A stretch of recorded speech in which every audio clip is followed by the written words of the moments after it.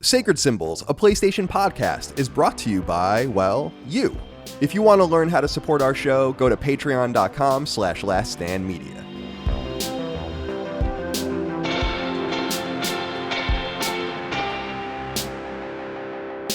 Hello, everybody. Welcome to Sacred Symbols Plus. This is your first Expedition 33 Spoilercast. I'm your host, Dustin, for this one.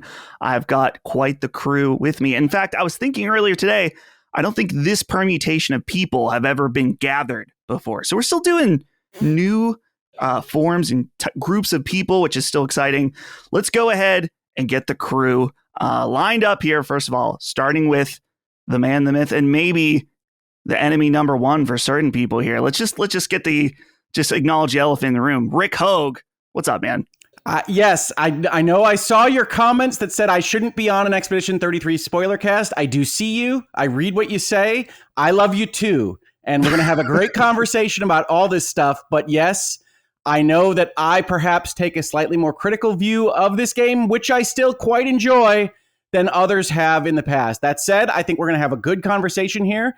And Dustin, I have a very important question for you. Oh, okay. If we're the first Expedition 33 spoiler cast, should we not call ourselves Act 1? And if so, who are we losing before the next one? Oh, wow.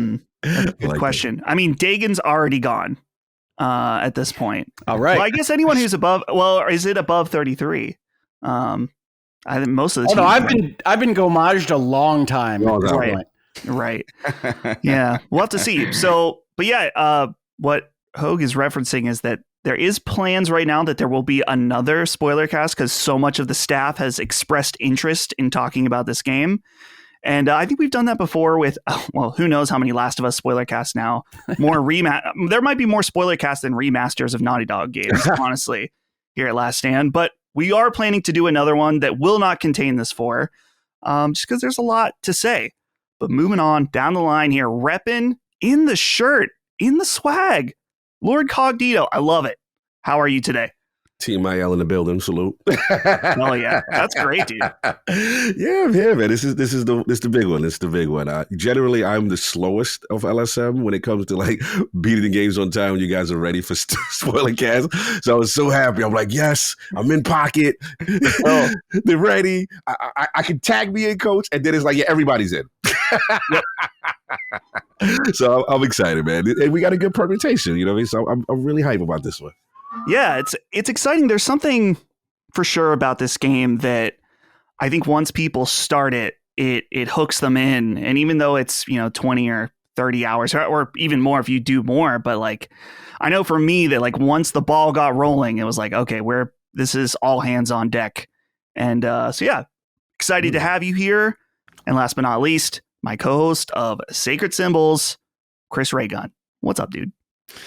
Oh man, nothing much. According to Discord, I've been playing Doom: The Dark Ages for 59 hours. So that's hell kind of yeah. interesting. Don't know what's going on with that, but no, man, it's good to be here. I was excited to jump onto one of these. I almost didn't know if I would be on this one, but some scheduling things freed up, so I managed. Like at the 11th hour, I managed to squeeze some time, and I'm really excited. I have a lot to say, and yeah, man, this is some game. This is certainly some game. I think that, I've mentioned this before, but Chris and I on Sacred Symbols in the lead up to this game, we were like, man, it looks really good, but something isn't quite adding up here where it's like really small team. There's something that feels like this game shouldn't be good. And then it comes out and it's, one of the best reviewed games, certainly of the year, beyond that. And it's become like this super, it's like one of those, every once in a while a game comes out that's like a moment for people in the industry or just, people that are deeply involved with gaming where it's like everything stops and everyone's like, whoa, this game is something else. Before we get into more, though, I got to write in from Colin Moriarty, a doppelganger, perhaps, who says, hey, LSM crew, do we respect the French now? Maybe a little bit. We at least got to respect Sandfall for this one.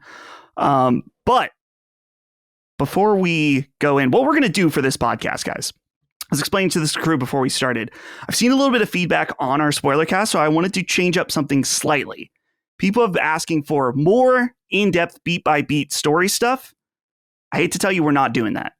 So I'm ignoring that a little bit. But I did want to break this down and get a little more in-depth with the story. So we'll be talking about each act.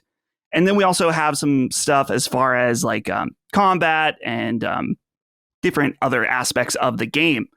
But before we do that, let's just do some general sentiments, general thoughts about the game.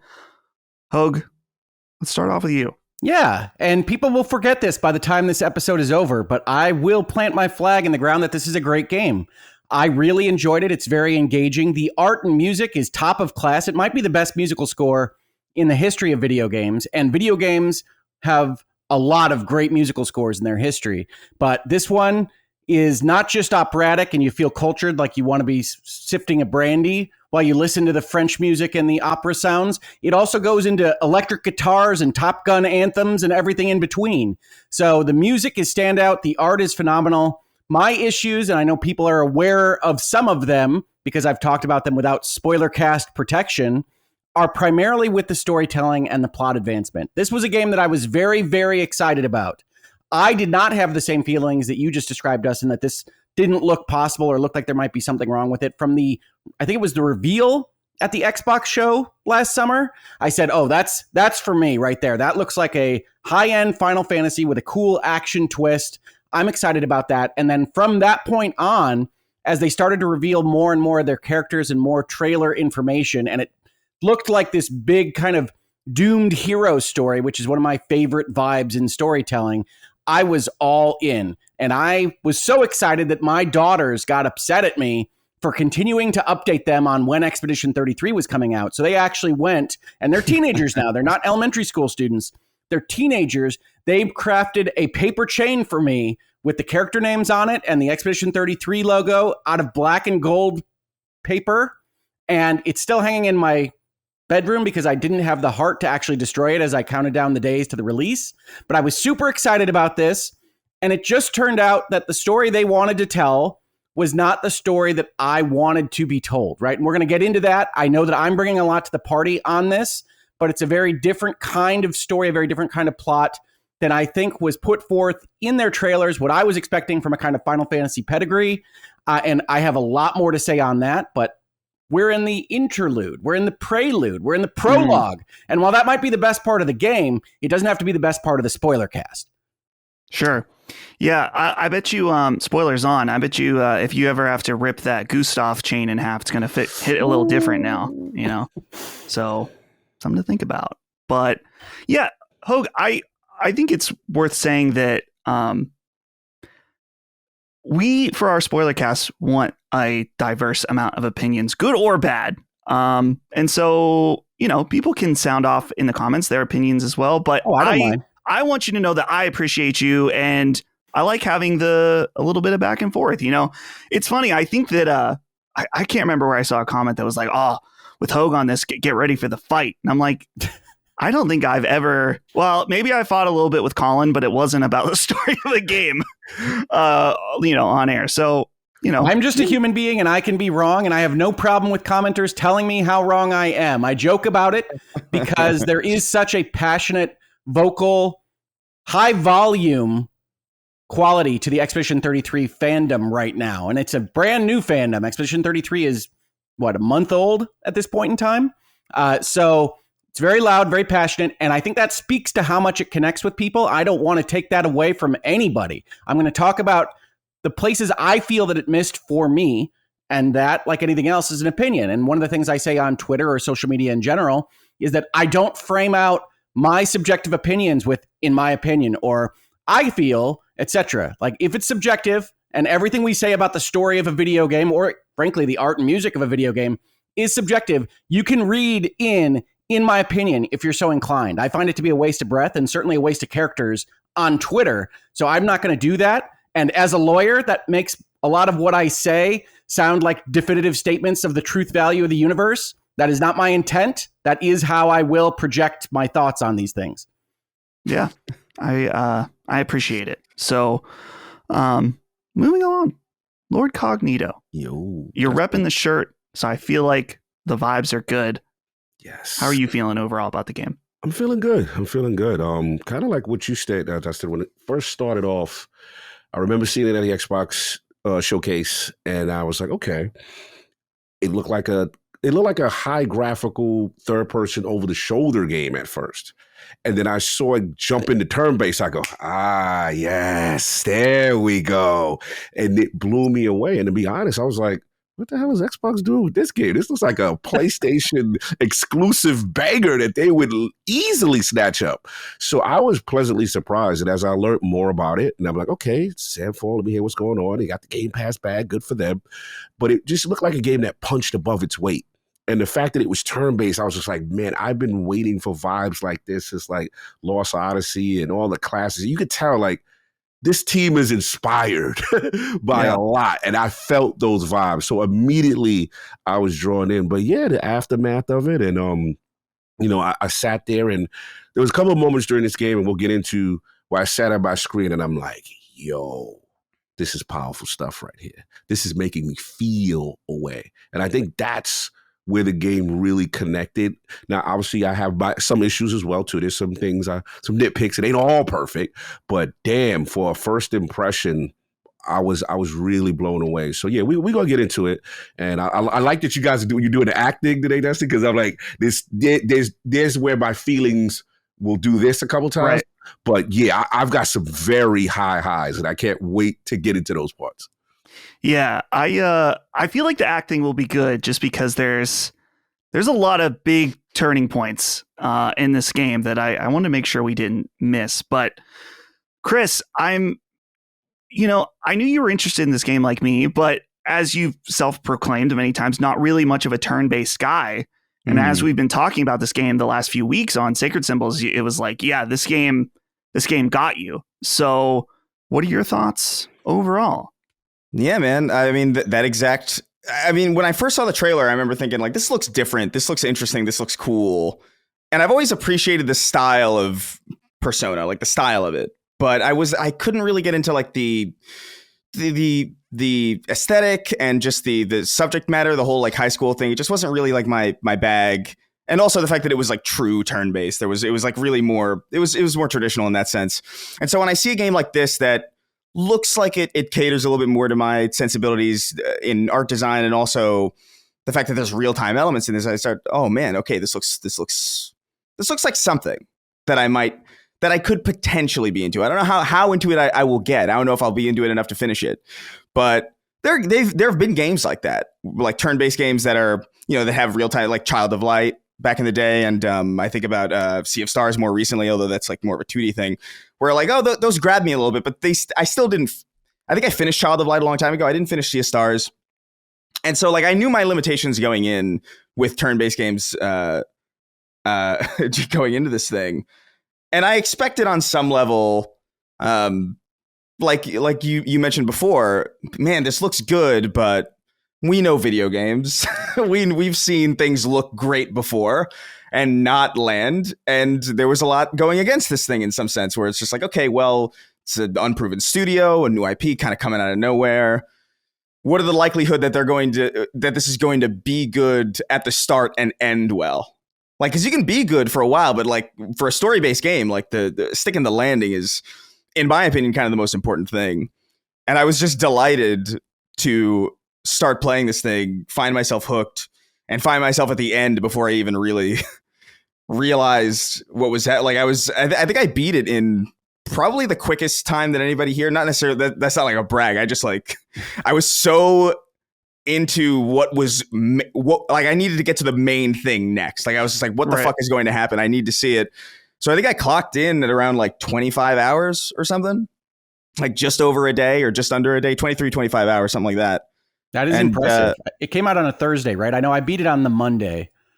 So that's really fast for me. It's not fast for speedrunners or gamer professionals, but I don't know how I divvied it up. I don't think I sat with it. I think I had like 3 or 4 separate play sessions, because I think I was playing other things in between it, because Oblivion had come out.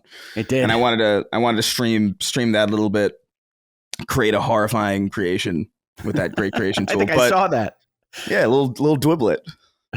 But I loved it. I thought it stuck the landing. I really felt like the story that I was expecting to get, which was in some sense not paint by numbers, but I was just kind of assuming like, oh, it's a doomed hero story. Like I'm into those, but it could only be as interesting as the villain is. And I was thinking like, how many twists have I seen before? Like, how could this land in a way that is going to surprise me? And it did. Like the subject of the story shifted. The I saw what you did with paint by numbers, Chris. I saw what you did. Oh, I didn't even realize I did that. That's actually amazing. But yeah, it really hit me. I really resonated with it. I really related to it in a way that I didn't expect to going in. And yeah, I'm sure we'll get more into it. But I loved it. I think this might be probably, I think almost certainly my favorite turn-based game probably ever. I don't even think there's even a remote competition for me personally. Yeah. But yeah. Yeah.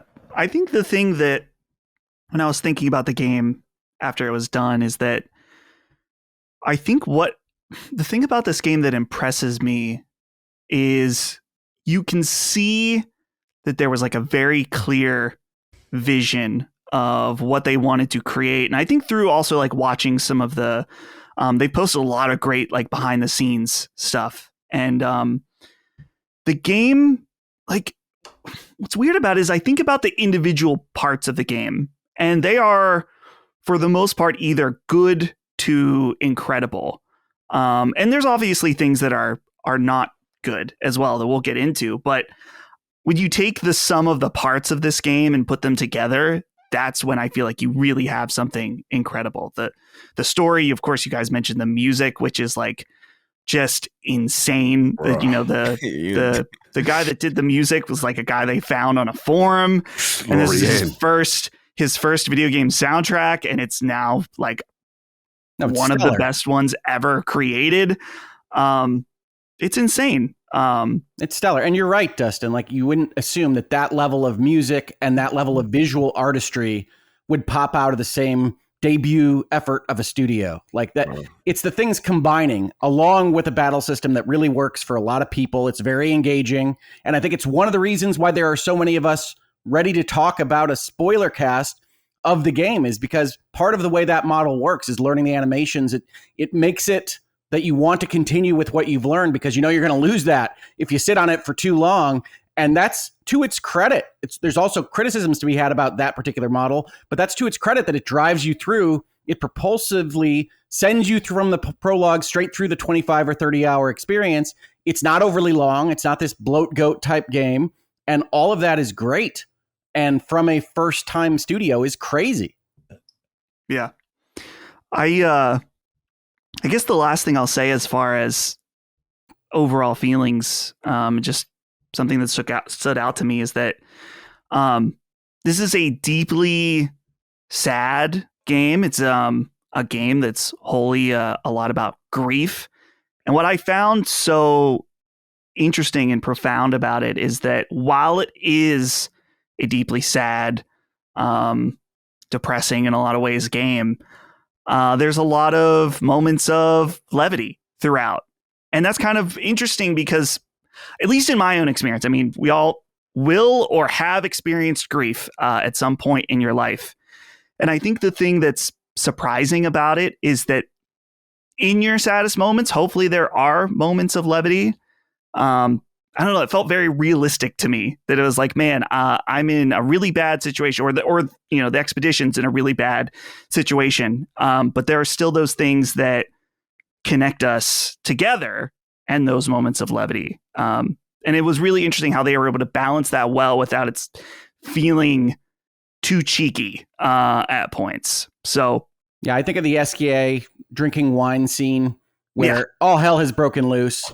The team is not likely to succeed, and they're all having fun drinking wine out of their best friend, which is strange. It's a strange game. We cannot overstate how French this game is. It's a strange game, but it is a moment of levity, and I don't want to undersell how good their scene-by-scene kind of character interaction writing is, right? I have a lot of criticism of the plot and story that we'll talk about, but in any given moment, when you have two characters around the campfire talking about any given thing, They nail both the cadence of how people talk to each other in a kind of grounded, realistic way. And obviously with this caliber of acting crew, everybody sounds authentic in a way that you don't always get from the personas of the world. One of the real difficult transitions for JRPGs was from the Final Fantasy VI, even 7, to Final Fantasy X and the talkies of JRPGs, when the vibe that you can read on your own of what dialogue these people are saying does not necessarily match how the studio would envision it from their audio side. So that's always been a barrier of entry, a little bit even for me, who loves JRPGs, right? My tilt is, this is my favorite genre by far. I love turn-based. I've wanted Final Fantasy in particular to get back to turn-based. I love Final Fantasy 16, but not for its combat, folks. And this is okay. Now we're going to argue, Rick. Now we're actually going to. It is. I'm ready, Dustin. You're out. It's not even an Expedition 33 statement. Woo! All right, boys. Are we ready to dive into the story? I'm going to amend my notes slightly I was here. going to say, I have a criticism of your breakdown to start us out. Okay. All right. We got to have a prologue section before Act 1. That's exactly what I was about to say, because I originally bunched them together, but the prologue, I think, was so impactful to people and had such a big conversation around it. Let's talk about the prologue, of course, where we're introduced to Gustav, who is reconnecting with Sophie on the day of her gommage. Of course, they share these final moments together. And kind of set everything up wonderfully for the expedition ahead. So we'll go in reverse order this time. Chris, a lot of people, of course, talking about this intro. Of course, dude, there were things too where I saw people were like, see, this is so much better. This is why this game's better than The Last of Us. I'm like, where the fuck did The Last of Us come in? Taking straight with this. But I'm sure for you, Chris, this intro had a lot to prove for it to get you in. And so what do you think?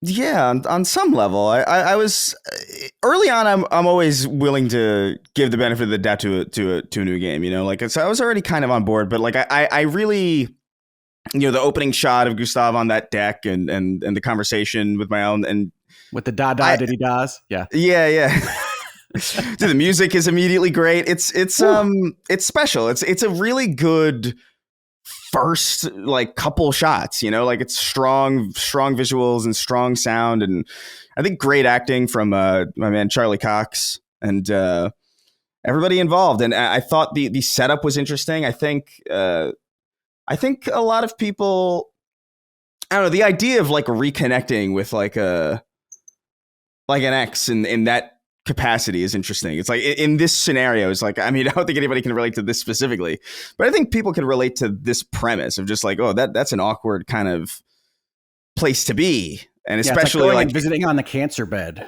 right? Right. I mean, it's yeah. And there's something really surreal about it. Like everybody kind of knows what's going on. I like that everybody is, you know, everybody knows what's going on and the player's kind of meant to catch up in real time along with it. I'm sad that you're wearing flowers. It's like, okay, cool. Yeah. You're like, what does that mean? And you know, I saw people playing this game speeding through this section, and it like really made me sad because I'm just like, bro, you're missing quite a bit. Like my favorite sequence in this whole thing, I think, was the guy with the painting, and he's like, do a dance of love or whatever, and it's like, oh man, I was so inspired that I finished the painting in an instant. And I was like, that's a great, I don't know if that's intended to be a joke, but it feels great. That's a great gag. I love it. And then they just have a lot of good stuff there. Yeah. Yeah. It's a lot of good. The tone of it, I think, is expertly like, I think it's a really well done tone.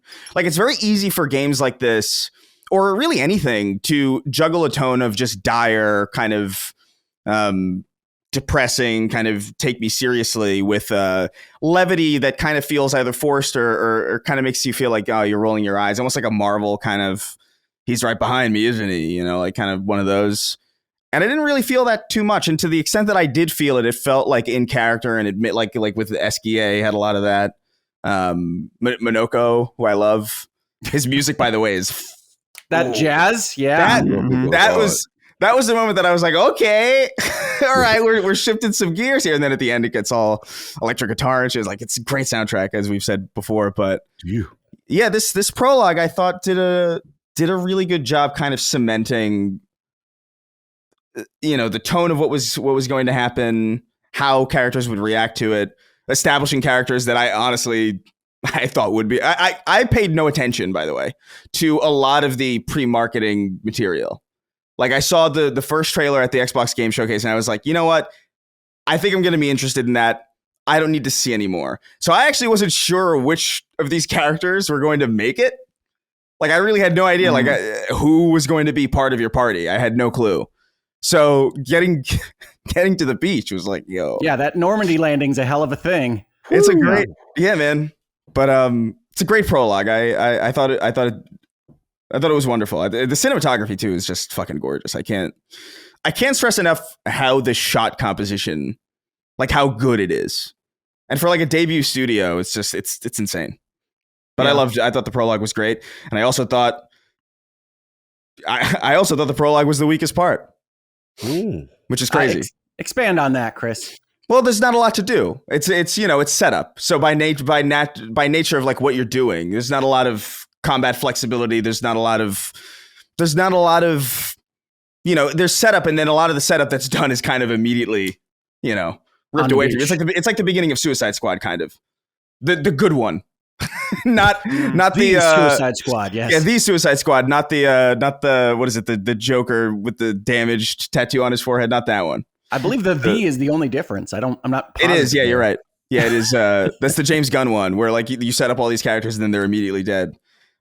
Spoilers, it's great. I don't care. It's been a long time. But Lincoln Market is also spoiling the Suicide Squad first 10 minutes. Yeah, don't worry about it. But it's like I like it, but I also just think it's like you don't have a lot of time, and you're getting up to speed with things. It does a good job at setting the table. But I think once the game gets going and there's like a lot more flexibility in what you can do, and like you see the dynamism of combat, and then like the rug gets pulled out from under even what the theme of the game is. I think that's a lot more interesting to me. There's a lot of rug pulling. There's a lot of rug pulling, and I loved all of it.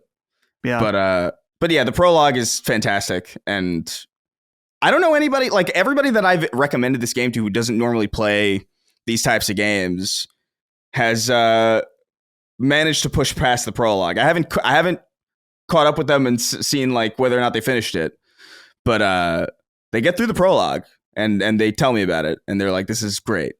And so it's a pretty unanimously, in my view, based on damn near like 100% of the people that I've recommended this game to, like it's a very effective prologue. Yeah. I think one of the interesting aspects is just seeing like how this society operates under these set of rules. Like, it is very, very rare that the day you're going to die. And so you see that there are some people that are ready for it, other people that maybe aren't. And it's funny too, thinking about Gustav, that's like, yo, bro, you knew this entire time that your girl is going to be gone. And here you are hanging out on a rooftop, like questioning your choices. It's like, dude, go to her. But Cog, well, let's throw this over to you with the intro. Thoughts? Yeah, man. Pretty powerful stuff for me. Obviously, when people are playing the game before me, you hear about this prologue, and I'm the type of person, I don't like to try to get caught up in the prisoner of the moment kind of stuff. I'm like, I'm going to judge it for myself and see how this affects me. And the main thing I felt was like, one, this is a French ass game. Like I've never been to France. I don't know what it's been like, but I'm like, I feel like I am here. Like this is just the architecture, the way things look. Obviously, you've got the fracture and what has happened in and back in this world that they live in, but just the iconography of the Eiffel Tower and stuff like that, and the rooftops and the cafes, and I'm like, man, this feels like I'm here. And I have to stress enough, which is probably going to be the theme throughout, is the music from Lorien, to start, the guy they found from SoundCloud who was doing their whole soundtrack. It is such a somber, depressing, sad, something is ominous about to happen to these people. And Chris said it well, where it says that like you're so conditioned. Like even the kids, like, they talk about it, and who's got the you looking at people, he got the pedals, or he got the rose pedals.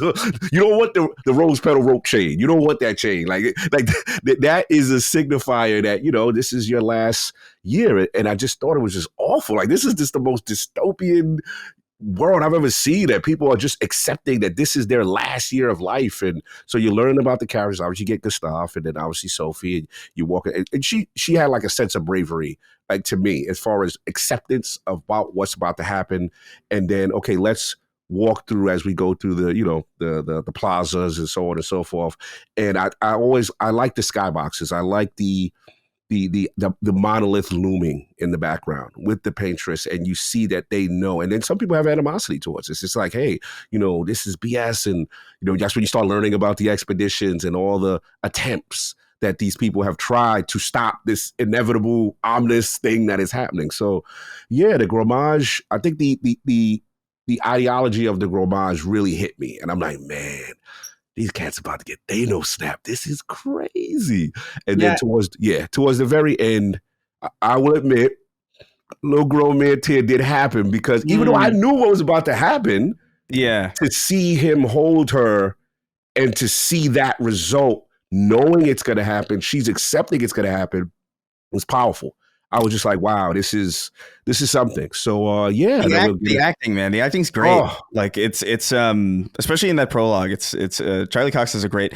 I think because he's so alien to video games, like he's more from like a, I don't know, I don't know if he's like written, because I feel like he's written distinctly differently than a lot of the other characters, I think. Yes. I did notice that his line readings are super odd for video game acting, right? Mm-hmm. He's very quiet. He's emphasizing things that you don't expect.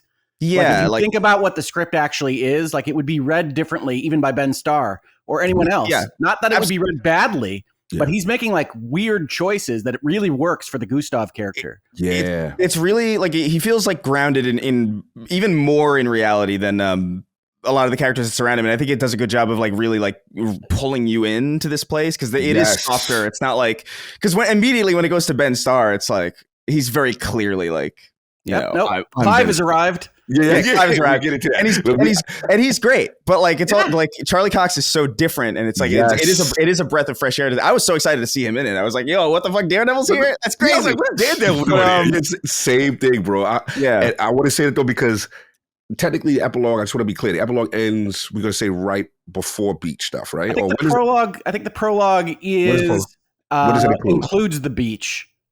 Does it not? The Act 1 Gustav is right after the beach scene, is it not? Yeah, I think so. Okay. Yeah. So, like you said, that's when I started to fall in love with that character, because, again, I'm so used to the typical tropes of heroism and so on and so forth. And he was just so grounded. And there is a scene after with Lune that was when the game took it to the next level for me, because I am so used to, we're going to save the day. And no, this is the most harrowing,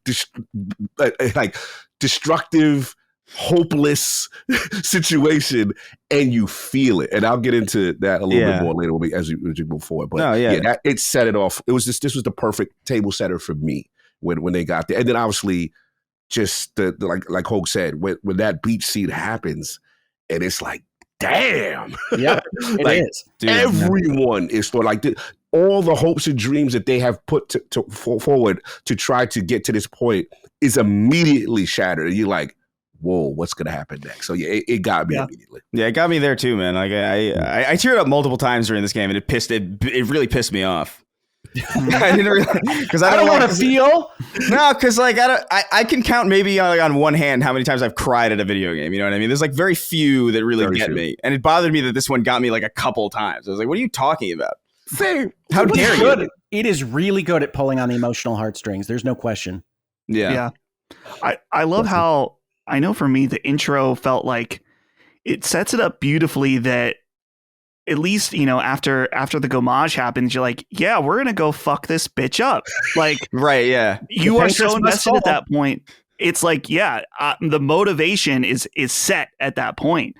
At the same time too, I love that there's definitely, especially when they're having like the pre-expedition party, there's a vibe of like, a lot of people are kind of over this. Like, what are we even doing at this point? Sending these people out that could be enjoying the last year of their life. A lot of people have resigned to like, just accept it for what it is. And then especially too, when there's the Normandy beach situation where it's like, okay, maybe this wasn't a good idea, to the point where Gustav is left alone, that he's like about to kill himself, where you're like, whoa, which I don't. Act 1 spoilers. Oh, Act 1 spoilers. Sorry. Trust me, I was trying to save it too. I'm with Dustin. I want to go exactly where he's going when we get that quote. Yeah. Absolutely. Yeah. Hoeg, take it away. I think the thing that I wanted to ask you about, I guess, which of course is whichever direction you want to go, is that I really felt like the intro, a lot of the time I was spent talking to people, I was like, I want to know how this world ticks. Like, what's the mechanics here? And it does explain some stuff to you, of course, but not necessarily everything. So what were your thoughts about the intro? How it's up the lore, things like that. So this is my favorite section of the game, the prologue. And I know that sounds like damning with faint praise, but it really is. I'm here for the story. That's why I play JRPGs. That's why I play RPGs. Frankly, it's probably why I play most video games. And that is what got me in the door and got me excited about this game to begin with. Now, I'm coming from the opposite direction of Chris, which is to say I've watched all the trailers at this point. I've seen all of the character kind of setups. And so I'm starting this prologue and saying, oh, right, they're going to have to establish that any of this stuff exists, because I already have seen the Paintress Must Fall video and all that stuff. And I'm enjoying that they're going to go through this process, but I'm still expecting, okay, I largely know this. It's not going to be that affecting. The fact that it is just so tremendously impressive to me that I got done with that prologue. And apologies if you saw this cog and you immediately said, I'm not listening to Hoeg, but I think I tweeted out, this is the most effective prologue since The Last of Us, which is historically one of the best prologues in games. But a lot of video games, especially in the recent past, have suffered from like the inciting incident and the propulsive beginning, such that it feels terrible to start out with, and maybe they find their groove. Expedition 33 deserves so much credit for being the opposite. Like, by the time you're hearing about how her visage can't block out the stars and how her monument must be crumbled to ash and whatever else that speech says when the title drops, you are so excited and pumped. The Paintress Must Fall. Tomorrow comes. Let's freaking go. And then immediately after you get those vibes, they hit you with not just the Normandy beach scene, but like the inexplicable, I have no idea what's happening. I don't know where the lasers are coming from. Gollum is coming out of the fog and hitting me with a stick. I don't know what's happening. You're right there with Gustav, who is like, this is horrible. There's a hand monster. It hits him. You wake up in a different place. You don't know what happened. And it's just so disorienting that it's fantastic. But the reason this whole section is my favorite is because the reason I love fantasy, the reason I love speculative fiction, science fiction, whatever you want to call it, is this notion of let's take a weird premise, let's take an idea, and then let's dig down into how it works, what it affects in terms of the way people operate. One of the reasons I love Final Fantasy 16, Dustin, is because it says, what if we had 6 nuclear bomb people that just decided what they wanted to do with the entire geopolitical situation in the world? And for a large part of that game, not all of it, unfortunately, that game deals with how that might cause societies to shift and change, and I really like that. This prologue has so many cool beats. When Gustav is going to Sophie, you learn from talking to people in the plaza that the reason they broke up was because Sophie and Gustav had different philosophies as to what being on a doomed planet means. And Gustav wanted kids, and Sophie said, I'm not bringing kids into this damned world. And like, by the time you get that beat and then get to the end where she says she wants to see the uniform, and Gustav is talking about how it's not just my legacy that we're passing on, but it's also because of you. And you realize that that's all a chain of, I'm going on this expedition because I need to leave a future of some kind, and you wouldn't have kids. And like, it all feeds in together. And then you get to the expedition party and you get all these little beats of, yep, we've got 5 tables instead of 3 because we're much more popular than Expedition 34.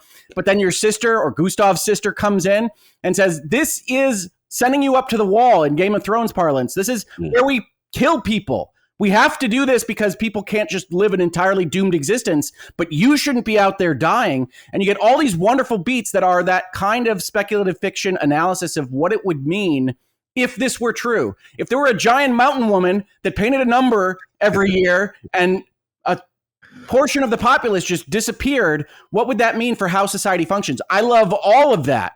And it basically stops at the title drop. And there's other things that they go into. It wants to tell a completely different story from that setup in some ways. And we can talk about that. Obviously, we will at length as part of this video. But that was what I really loved.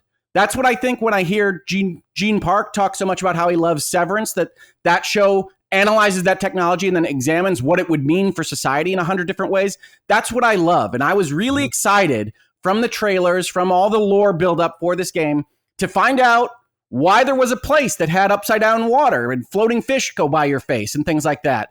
And unfortunately, Expedition 33 is deeply uninterested in that kind of analysis. It does not support it. It doesn't want you to think about it that way. And so the prologue was my favorite part of this game because of that. Yeah. And just to add on real quickly, the Mael component of her not really being affected by the Grimage and wanting to go early because she didn't want to live this life, and she felt it was more interesting to go out into the expedition as opposed to living the rest of her life, quote unquote, safely until it was her time to Grimage, which I thought at that time, we'll learn later, but at that time I thought was very interesting decision, because you see Gustav even trying to talk her out of it from a protection standpoint. You got 9 good years. Yeah, like what are you doing? Like, you've got years left. You got a future. We like immediately start doing the math. How old are you, Mael? Because it's not just 9 minus 30. It's not just 33 minus 9, because they're coming together. Right. So you're 16? Yeah. And yeah, that's a great beat. I honestly didn't want to skip this. Mael is so well written as a sassy teenager. Yes. I know I don't remember whether it was you, Cog, or you, Chris, that gave credit to this not going into just Marvel quips. But Mael is such a good example of being this sassy teen. She's making fun of Gustav and Sophie and their situation in all these various ways as they go forward, while still having the emotional sensitivity of talking through the seriousness of the situation, that she's immediately impressive. You immediately connect with Mael just as much as you immediately connect with Gustav. And both the writing and the acting of those characters is so tremendous and leads into so many good things throughout the rest of the game and the scenes that they are in, that it deserves all the credit in the world. And yes, Cog, I agree that one of the aspects of this story that is distressing to me is that Mael that you're talking about, the teenager that just wants to explore, is not the Mael that you ultimately get. And that does, in my opinion, take away from some of the character growth, some of what you're enjoying as the story as it goes forward until you get to Act 3. And so there are bits and pieces that I have a problem with. The big conceit of the game that we'll get to either when we talk about Act 2 or Act 3. But I cannot speak highly enough about the prologue. I was so in. I came up the stairs. My gaming situation is in my basement. I came up the stairs and said to my wife, "Oh, they got it. They nailed it." I am so excited about this whole thing. And then unfortunately, Act 1 did not deliver on that promise for me. But we'll talk about that more in just a minute, I'm sure. Yeah, well, let's get into Act 1 now. So yeah, Act 1, I had briefly mentioned about how Gustav is picking up the pieces, or trying to, he's by himself, and basically I think Gustav was like a true believer in the mission of the expedition, and of course had so much promise because of his invention that he had built to help them on the expedition. But then, of course, the beach scene happens, and seemingly everyone is dead, to the point where he's like, there's no point in me being out here. And of course, as it seemingly about to end his own life, Lune shows up, and then they start to regather the crew. And yeah, so Act 1, I mean, of course, too, there's a bunch of different things that happen in the middle of it, but the main thing we got write-ins about Act 1 is, of course, the end, with Gustav fighting Renoir, and of course leading to his death. So yeah, crazy switch around here in this game where all the trailers leading up, like, we knew about Verso as a character, but very little about who he was, what role he was going to play in the game. A stranger. Yeah, the stranger. But but Gustav is, no longer our main character at the end of Act 1. Before we get to the questions, well, maybe, I don't know. Should I start with the questions? Let's see. I don't know what the questions are. The questions are specifically about Gustav. Maybe let's just go around first and then we can answer the questions. So, Cog, I'll start out with you on this one for Act 1 and its major twist to the story. So let's set it off. This is the game of the year moment for me. The first of a few for me. Because I want to go back to, post the beginning, and you get to Act 1 and the sheer hopelessness of all, because you see the piles of dead expeditioners. He's trying to make sense of things, right? At this point, you think you are the only survivor left from your team. I love the fact that in most games, we're so used to the tropes, bro. Like the heroic, we're going to push forward. I have to see the mission through to the very end energy. And this man was going to unalive himself. He was like, there is no need to go further. You're amongst death. And at that moment, the character Lune appears and like, hey, what are you doing? What are you doing, right? So then he catches himself and he's trying to talk through it. But what I thought was so beautiful was that I've never seen a person be like, she's like, remember the mission, what the code is. We have a code. We signed up for this. Fuck the code. That part right there, I was like, I love this game. I never see the characters. I don't care. Did the mission say that we was going to get slaughtered? Did the mission, did rulebook 106 in Expedition say we are going to be destroyed? No. So after mission, I'm out of here. Like, I loved this character was broken. He was done. It's a great beat. She had to talk this man off the edge. And what was so beautiful about it, in a subsequent scene, she was like, after mission? Really? Yeah, really? And they laugh about it. And they laughed about it. And that, I was like, I love this game. That was when it hit for me. Because to me, that's real. Like, I'm so sick of games trying to do the whole, we got it against unstoppable odds. The Patriots will. No, we don't look like we got it. We don't know what's going on. We could be tricked out here. They could be setting us up. But hey, we're going to take some risks. We're going to try some different things. So that was the first thing. Obviously, we'll lead it to, the Red War, meeting the second time. And I just thought it was ballsy. I was like, Sanford, man, like, how dare you? How dare you take Gustav from me? Like, he's not really dead. There's no way, right? And it was such the lead up, obviously. It was, I will give Hoeg this. It was a little tropey in the sense that, they finally get to Esquier and you're like, all right, hurry up. Come on. Get on the beach. Get on. Let's go. And they're still, let's throw rocks. And, they were stalling out the something about to happen. I did feel something bad's about to happen. But when Murat came and they had the confrontation, there was a beautiful heroism, in my opinion, with him fulfilling his word, Gustav, to protect Mael to the end. And I thought that was really cool. And he got viciously murdered and left there. And so I'm waiting. And then obviously Verso. My only issue with it, first of all, it's ballsy, it's beautiful to do that. I didn't think they would take away the main antagonist. However, the only issue I had was that I felt they should have given us a mission or two without Verso to let us mourn Gustav a little bit more. Because I just felt he was instantly, Verso, here you go. He's in the party. He's doing everything as, like I just felt they just give me like a mission or two without. That was funny. Yeah. It's funny because I almost entirely agree, Cog. I've always thought about it the opposite. I thought Verso should have been introduced a little bit earlier so that you didn't have this swap out effect. The Act 1, Act 2 transition is clunky because you get all the skill points. It's just a direct swap. Gustav's sword is now Verso's sword, and it's just Verso is Gustav. Yeah, from a gameplay standpoint, I just felt a little cheapened with that. I like that they hid, this. Now that you look back, you're like, okay, he never was able to get his skills maxed out, and you can see some foreshadowing now if I look back. That was brilliant UI. That was so smart to have like a rest of the tree just locked out. Yes. Like, I wonder how I'm going to unlock that. Right. So you think it's just going to be a story beat. He gets more powerful and then eventually it'll unlock in some way. But, to see them do that was cool. But again, it was a little jarring that with just the instant, from a gameplay standpoint, swap in, swap out. That was my own issue. But the ballsiness to do it salute Sam for I didn't think you would do that, and we'll get into other stuff with Act 2. I mean, we're still Act 1, but I just thought it was for the most part done well. And I was shocked. I was legit, to the question that we have, I was legit shocked that they did that. So I got more thoughts, but I'll let y'all rock.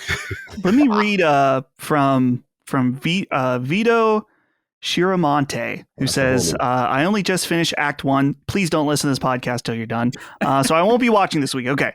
But if you did, when did you start suspecting Gustav might be out of here? At the last flag, I was trying to upgrade everything all the way and prep for the fight and started cursing when I noticed his tree was limited. And I remember noticing, I was like, you get a little side eye, like, hey, does he get some kind of like power boost later on? And it did cross my mind. I'm like, maybe no. Like, I think that it's like it almost started to cross my mind, but not quite. So yeah, interesting way that they were able to layer that in there. This Chris, is a part where I might be considered cheating. I'm sorry. You can handle it, Chris. Absolutely. No, go ahead. Oh, all I was going to say is because I was so well versed in the marketing materials going in, that Gustav's trailer, his line, which is for those that come after, is so kind of death flaggy, and Charlie Cox and Ben Starr on the same cast didn't ever make a ton of sense with them refusing to say who Verso was at all. That this didn't surprise me as much as it seemed to surprise other people. I don't think it was overly telegraphed. I didn't even really mind them staying off of Eske for a little extra beat there. I thought that was all well handled in the moment. It just didn't surprise me that it happened because it did appear like we had too many protagonist male heroes ready to go. Really? I actually thought the opposite, because I was just like, I felt there was so many female heroes. To be honest, I mean, but I give you credit. Gustav and the gals, yeah. Yeah, I looked at it, but I was curious. Yeah. What you felt, Chris? No, man. Well, first of all, shout out to Eskia. Shout out to weird, just a very strange character that I thought was like the delivery of that character. I thought was done exceptionally well, because I could never quite predict his inflections or like how he would say things, and it kind of kept me like wee or woo. Yeah, it was weirdly endearing kind of character that like I really appreciated.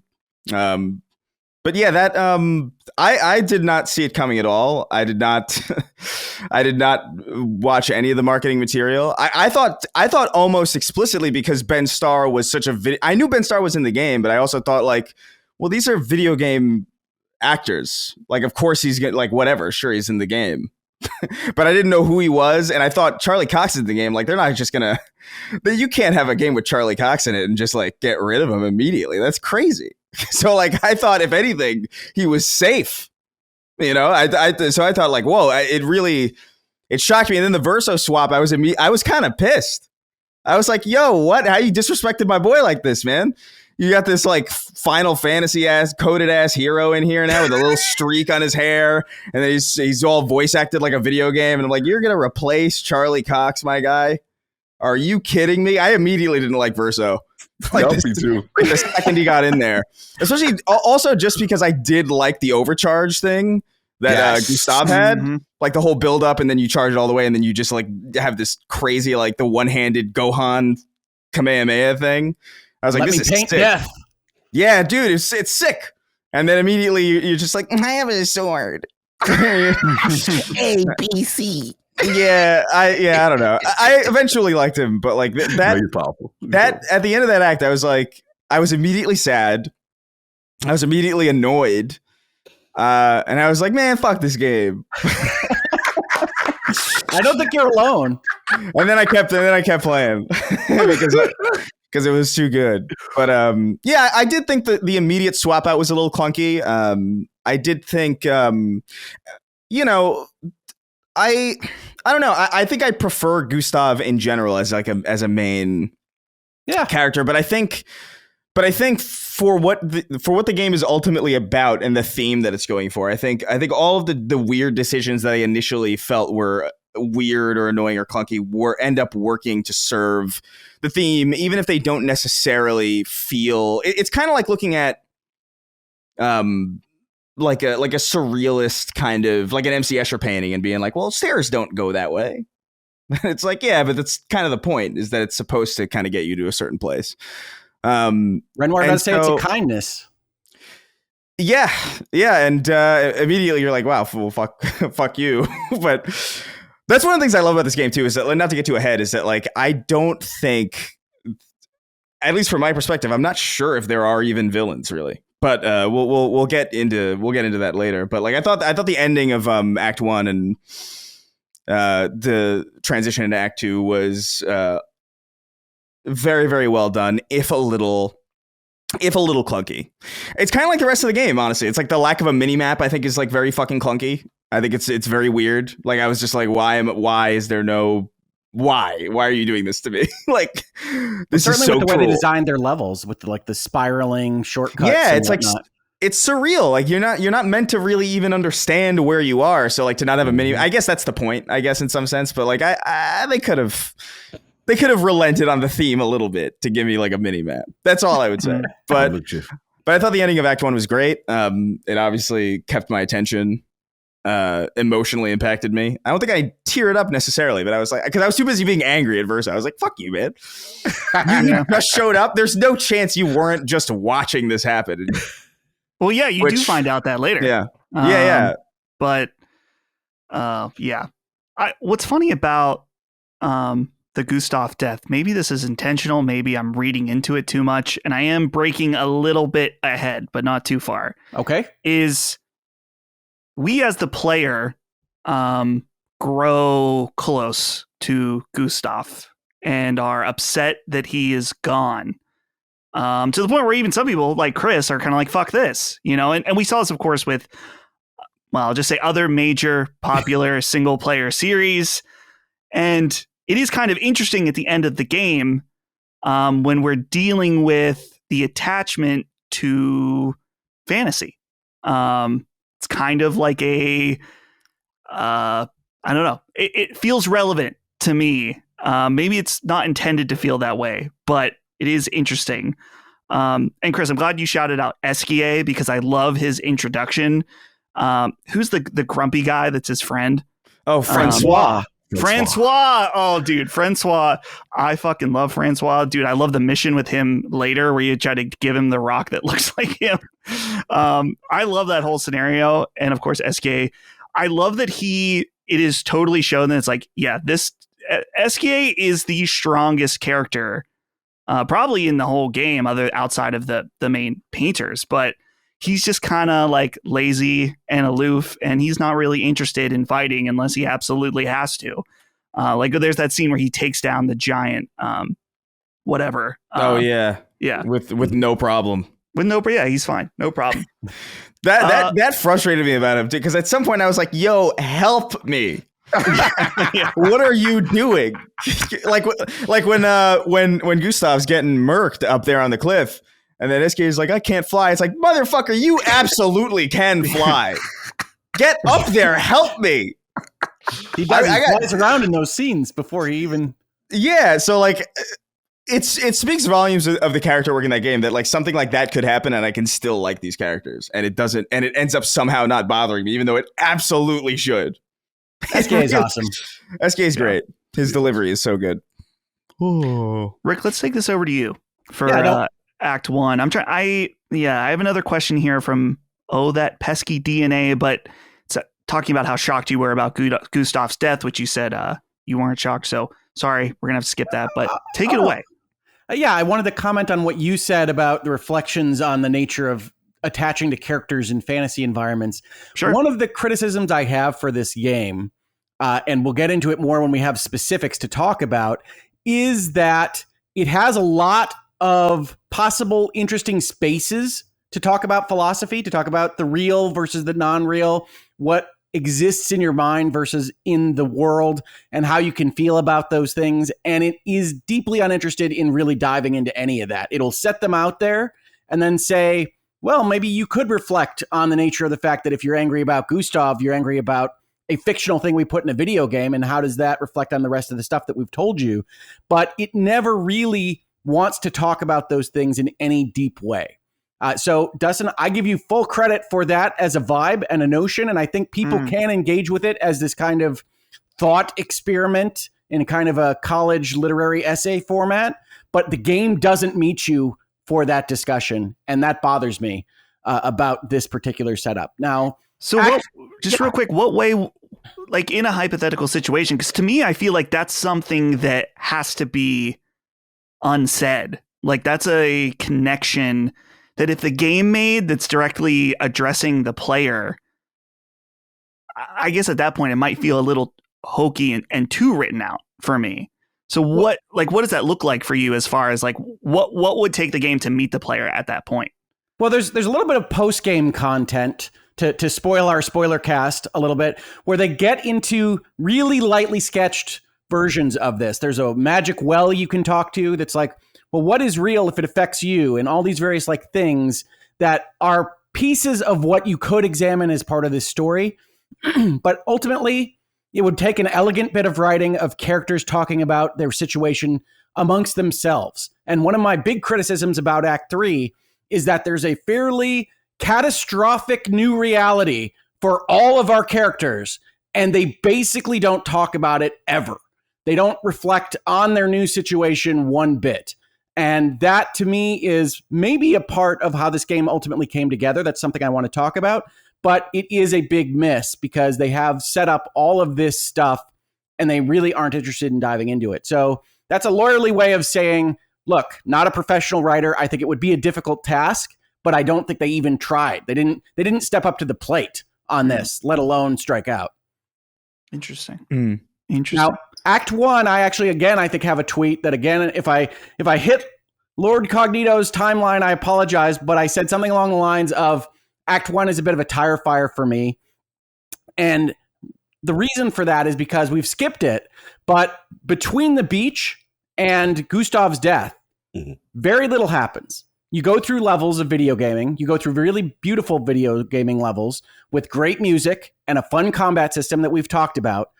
But you're basically just hitting levels. I made the association in a previous video on this channel to Super Mario 64, both because I was being cheeky about the nature of this game and because that's what it really feels like. There's maybe a little bit of environmental storytelling in each given area, but they don't connect in a real way. You're not in a Final Fantasy. This is not a world with rules.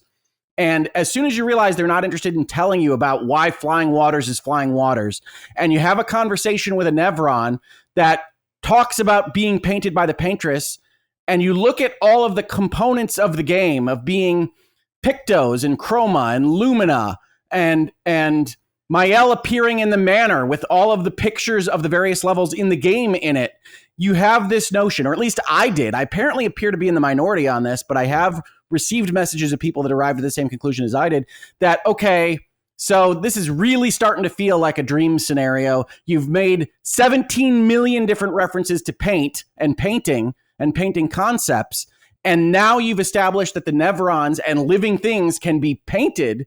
All right, I have a pretty good idea where this is going, and I'm immediately taken out of it. All of the things that the prologue built, this great story of loss and grief and sorrow, appears to me to be about not real things, to be a dream scenario in the Wizard of Oz kind of vein. And this is one of my least favorite conceits. That's the word I've used when we're talking about this outside the spoiler cast, all over the internet at this point. But this notion of it's not real, it's a dream, and then what is the premise of that dream? Where does it come from?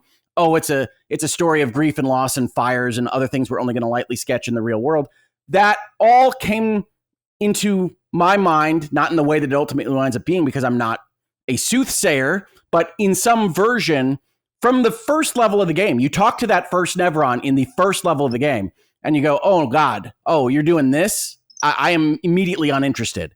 So that's my Act 1 experience. And then by the time Gustav dies to Renoir, I'm like, okay, you've had a number of conversations around the camp. You've had Mael's nightmare at that point.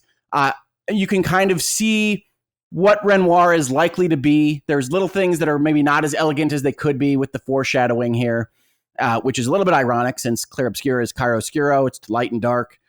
They have a little issue with shadowing in this game. But that was what my Act 1 experience was. Now, in fairness, I enjoyed Act 2 a significant amount more than Act 1, which we can talk about. But Act 1, when you think about going from the beach to the cliff, there's just levels of video gameness. There is not this world engagement. I said on, I think, Summon Sign, that I want to engage with these worlds. I want Final Fantasy 16 to talk about the geopolitics and how these societies operate. I want the other RPGs that I'm playing to tell me a story about all of these things, to tell me how these characters interact, the titles they hold, what it means to be this person in this world. And by the time you're on the continent, it's clear that that continent is just rule of cool. It's just vibes, man. Or as I said to my brother who was playing this after me, it's vibes all the way down. Don't expect answers. You're not going to get told anything about that flying fish. And if you can accept that, you're going to have a good time. They are really good at emotionality. This is a high art piece of a video game, but it's not what I want out of my storytelling. So I was going to say that I think that for me, I just don't know if I was thinking about it that deeply. You know, like, I don't know. It is, you're right that it's like what you want out of it and how you consume it, I guess, just because I think for me, what I was thinking when you get to the continent, I was like, oh yeah, things are weird here. It's a little freaky. Yeah. And that was kind of the extent of, I was like, well, this place was severely more affected by, I'm trying to remember the word. The fracture. The fracture. Which they don't otherwise talk about. Right. Yeah. So I don't know. I don't know if that's a good or a bad thing. It's just a different way of. Yeah, no, I don't mean to take my stance and say this is bad because of it. It's not what I want out of my stories. Mm-hmm. It is deeply affecting emotionally, and that is to its credit. You can tell a bad story and not affect anybody. That's not this game. This game does affect people. It affects them with art and music, but the world is deeply uninteresting to me. And when I say that, I mean that everything comes down to a wizard did it. Right? Where do the Neverons come from? What are they about? A wizard did it. Why is this water flying up? Why are these fish out here? A wizard did it. The real answer is because it looks cool, man. We made a cool looking video game. It looks cool. That's why it looks like this. And it does look cool. And your music is amazing. And your character scenes are really well done. But exploring a world, the world map that everybody's so enthused about that you first see in Act 1, once I come to the realization that this is all likely fake, fictional, however you want to call it, fantasy. I start looking at it and saying, I just want to get through this because none of this matters. And that's deeply problematic for having a good experience with a video game. Crazy. No, it's funny you came to that conclusion. I guess for me, the way I look at it, and maybe you correct me if I'm wrong, Hoeg, the vibe I get from you is that I think where me and you align was like Prologue, and we love what's going on in this really grim world, and you want to live in this world. And it's like once you start to peel the layers, and you're like, okay, there's more here. There seems to be this is a fictional thing. Potentially, that reveal starts to happen. I'm getting the sense you wanted to live in that darkness. I want you to tell me a story in that world, and you're not interested in that because that world's not real. Right, and I think that's where the disconnect seems to happen for you immediately once you start to pull those pieces together. It's very early, and they don't trust me to come to those conclusions on my own. So when all of the healing items are named tints, and you're collecting chroma and making Lumina powers and all of this stuff, it's like you don't trust me to figure this out. And then worse than that, as we'll talk about later on, they hammer the points home to make sure that you get them later on. So it's this combination of we're gonna foreshadow the crap out of everything, and we're gonna telegraph everything, and then we're gonna hammer you to death with our brilliance at the end. But I say that as someone that fully recognizes that I've gotten a lot of messages and a lot of comments that say the twists in Act 2 and Act 3, they floored me. Wasn't expecting any of that. Hoeg, you're insane. It's like, well, I wasn't insane because I was clearly onto what they were doing very early on. But it seems to me like maybe they are more right than I am in terms of what people need in terms of foreshadowing and the explanations at the end. So I don't know, man. For me, I'm not an expert. It kind of sounds like going out for Halloween and being like, that's a costume. Like, I don't know. It kind of seems like just like an unwillingness to engage with like the emotions of what they're trying to do. Like, I know what you're saying. Where like, they clearly foreshadow things. And I do think some of the stuff is foreshadowed a little bit too on the nose. Like I did think like the second that we got to that first Neverland that was painted, I was like, oh, people can be painted. So like my assumption was that someone like there would be someone that was. I didn't think that everything would be, or like that would be like as big of a concept as it was. But I do feel like, I don't know. Like when I got to the world map, I wasn't thinking. Or I should put it this way, like I am so deeply uninterested in game worlds that feel like they have to have like a dictionary rooted answer for everything, because anybody with even mild autism can do that. You know what I mean? It's like, okay, here's like even when I look at like Final Fantasy, I'm like, I don't give a fuck if you could explain what materia is, because it's stupid. Like, okay, like this, I'm gonna summon a dragon out of an orb or something. Like, I don't. This doesn't need to make sense. If you go through and try to make it make sense, it actually falls apart because you're already working too hard. And I feel like that's a lot of what this game does. I think is like it doesn't really, because it sets up a world for you, and it is almost like a red herring of a world in some sense. It's a fiction. It's a vibes rule of cool world. It is. And but that's what I guess I disagree that other games that you would compare it to aren't that either. Like you're comparing it a lot to Final Fantasy and like that world. And well, I 16 find that world that has the world's longest codex ever. Sure. But yes, I hear what you're saying, Chris, and I do agree that you can hand wave and solve things after the fact, and especially if you're a really good writer, do it elegantly, and that's not necessarily worth the effort. But what I want your world to be concepted out in a way that makes sense, so that you aren't doing it after the fact, and that's what I have bought. That's what I've bought into is a piece of art and a world that you've spent the time figuring out, so that I can engage with it in that way. And what happens in this game is it's immediately apparent that they didn't do that, and they weren't interested in that. That's fine. It's just not the product I thought it was. Right. Right. Yeah. Yeah, I was sold on just the art and the music. I didn't look into any of that shit. So like, so when it was introduced, when it was introduced to me, I was like, this is an interesting premise. And then when it did away with it, I was like, okay, whoa, what's happening? Right. What are they going to do going forward? And I didn't really expect any, because I just didn't. I guess I thought it would be from the beginning more rooted in like what the prologue was. Yeah, like to what you were saying. And the fact that it wasn't kind of took me by surprise. I was like, where are we going? Right. And it just kind of kept doing that to me, where I was like, I don't know what the fuck is, like, what are they trying to get at? And then it really wasn't until the end that it kind of clicked for me. And then I went through it again. And then like, there's little things that you start. I haven't finished it again, to be fair. Like I'm in like the middle of like Act 2 right now again. But there's things that I'm like picking up on that, this is cool. I like this. It's well set up, I think. A little bit too well set up in some sense. Yeah, they telegraph a lot of stuff. Yeah. Moving on. Well, yeah, there's other things I want to say, but I feel like it'll be better. Better later on. Because they're kind of, I don't know, there's a lot of overall whole parts of the story. So let's just go ahead and get into Act 2, because I think this is where a lot of the meat of some of the things we're talking about happens. And some of my brief notes here, of course, this is where Verso takes over, as we discussed, and we learn about Verso's relationship to Renoir and them going to take out the Paintress. And of course, man, what's the name of the other character that's slipping my mind? I don't know who you're thinking of. The playable character, the Mael? Mael? No. Oh, CL. CL. Yeah. No. Who are you talking about? The guy that's his friend, that's like the beast. Monoko. That's it. Yeah, sorry. I was totally blanking on that. We were just going to name characters until we got it. Yeah, we'll get there eventually. Sorry, I have a lot of notes here. Unfortunately, not that note, though, apparently.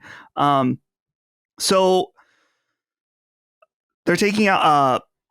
they have to build the weapon in order to go take out the Paintress. And it's revealed that she was not actually the one that is doing the gommage, but trying to warn the people about the destruction of the canvas. And of course, this is where we get the crazy major flip about what we've been talking about, where we find out that the entire world of Expedition 33 happens within the canvas of who was the real life Verso.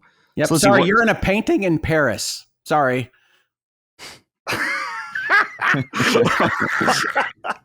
Messy. Well, it's the truth. And I want to talk about a few of those things, but I don't want to just jump on, because I was also just doing most of the talking, Dustin. So you lead us through however you like it. Sure. So yeah, of course, we also find out a lot about Mael, who is like kind of low key the main character of this game in a lot of ways. That in real life she was Alicia, who was reborn into the painting. What is this Americanization of Alicia? Alicia? Sorry. It's been like 2 weeks for me since I played the game. I'm bad with names. We got to do the French. Alicia. She's reborn into the painting. And we find out about like the outside world, that there's this war between painters and writers. And she goes in hopes to get her mom out, but then very much finds herself in the same position, wanting to stay. So let's go ahead, and I'm just going to jump right into one of these questions. But of course, we can talk about any parts of Act 2 that we want, from Eugene Lazzoni, who says, what do we think of the big twist at the end of Act 2? For me, it severely downgraded what was a nearly flawless experience to that point. I was very invested in the painted characters and their expeditions, in their desperate fighting for the future generations while trying to live fulfilling lives in a doomed world. I was far less invested in the French family of painter gods and their personal grief. Similarly, I find the questions this twist raised, like, what does it mean to be real? And what is escapism? Is escapism a healthy means of coping with loss, to be far less interesting than the struggles of the people of Lumiere? So, and I wish it had asked those questions. Yeah. So who do I start with here? Let's start with you, Chris. About Act 2. This is the major revelation, probably the most contentious twist of the game, where we find out things aren't quite as they seem. Yeah, man. I mean, this caught me by surprise too. And to be fair, like, this is another one of those things where I think in a normal context, were it not for the fact that everything is set up so well, and the fact that were it not for the fact that it wasn't performed as well and artistically, rendered as well, like it probably would have bothered me in any other context. Like the idea, it's like, okay, well, this is for lack of better words, a dream. Yeah, it's a dream answer. Yeah, and that typically, it's like the same feeling that I have with like the concept of like destiny in certain pieces of media, where it's just like, oh, there's a chosen one. It's like, that's the lamest shit ever. I hate it. It works well for like Kung Pao because it's a comedy, but like outside of that, like, I really hate it. And so this was another thing where I'm just like, man, I don't like the concept of a dream kind of world where like none of the stakes really matter. But at the same time, like the transition that they made, not even necessarily for the outside reasons of like, oh, painters and writers, like I really could give a fuck about they didn't set it up. Yeah, like I really don't care. And I don't think it necessarily matters.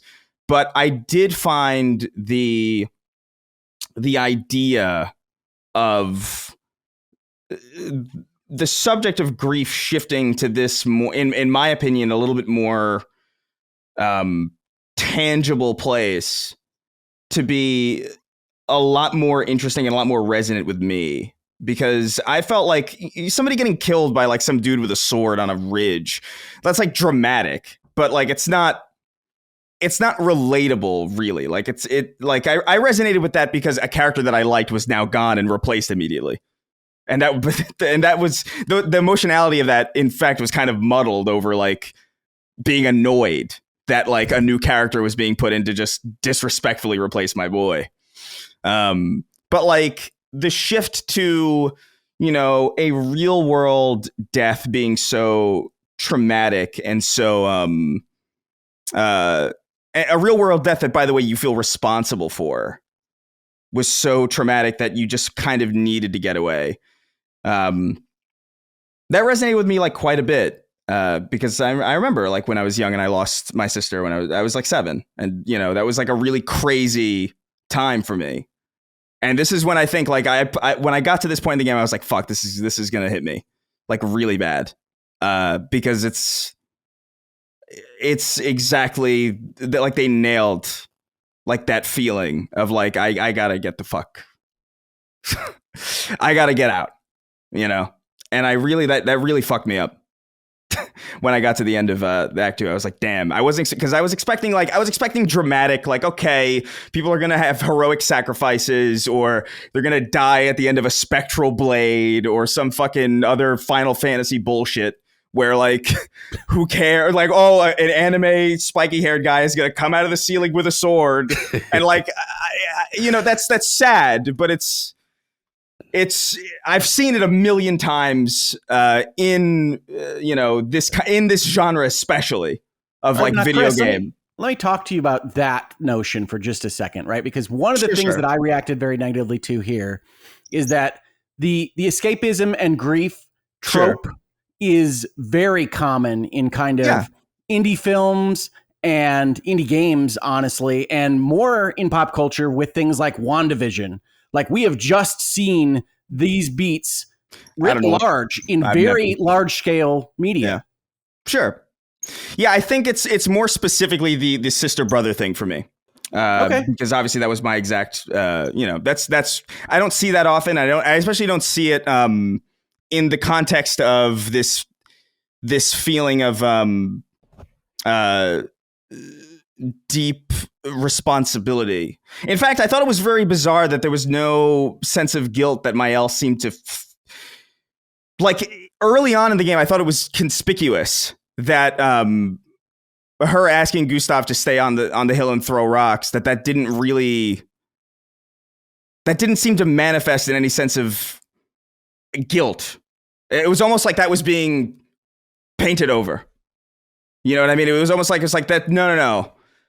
Even in a situation where I have to relive something that kind of happened to me, I'm going to soften it, and I'm going to kind of like, it's going to still be hard, but I'm going to make it flowery. I'm going to make it pretty. I'm going to make it so like, oh, it actually gives us the strength to kind of move on. And it actually gives us like some kind of new sense of purpose. Oh, how wonderful it is that we got to bury this person in like a nice field of pretty colors and all that stuff. And no, I'm actually not going to reflect on the fact that like I asked him to stay, and that's going to eat me away inside. I'm actually going to just breeze past that and go on to the adventure. And then when it gets into the real world of just like, no, this is a fire. It's not pretty. It's not, there's none of that. There's no positivity. There's no silver lining.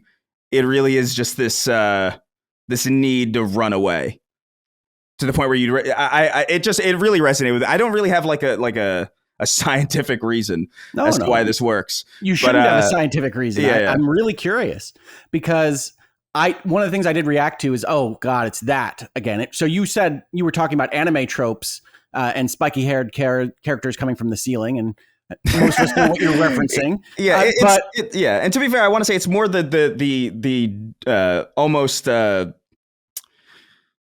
almost action oriented way that these things typically happen, I guess. That's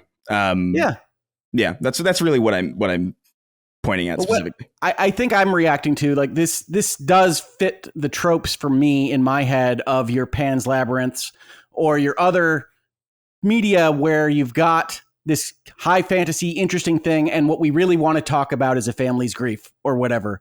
And that feels like a rug pull to something I'm not as interested in. It obviously affects people a lot. People have been responding to it. That's resonated with them. That it doesn't with me is probably as much my problem as anybody else's. And that's okay. I am not perfect at any step of this life journey of mine.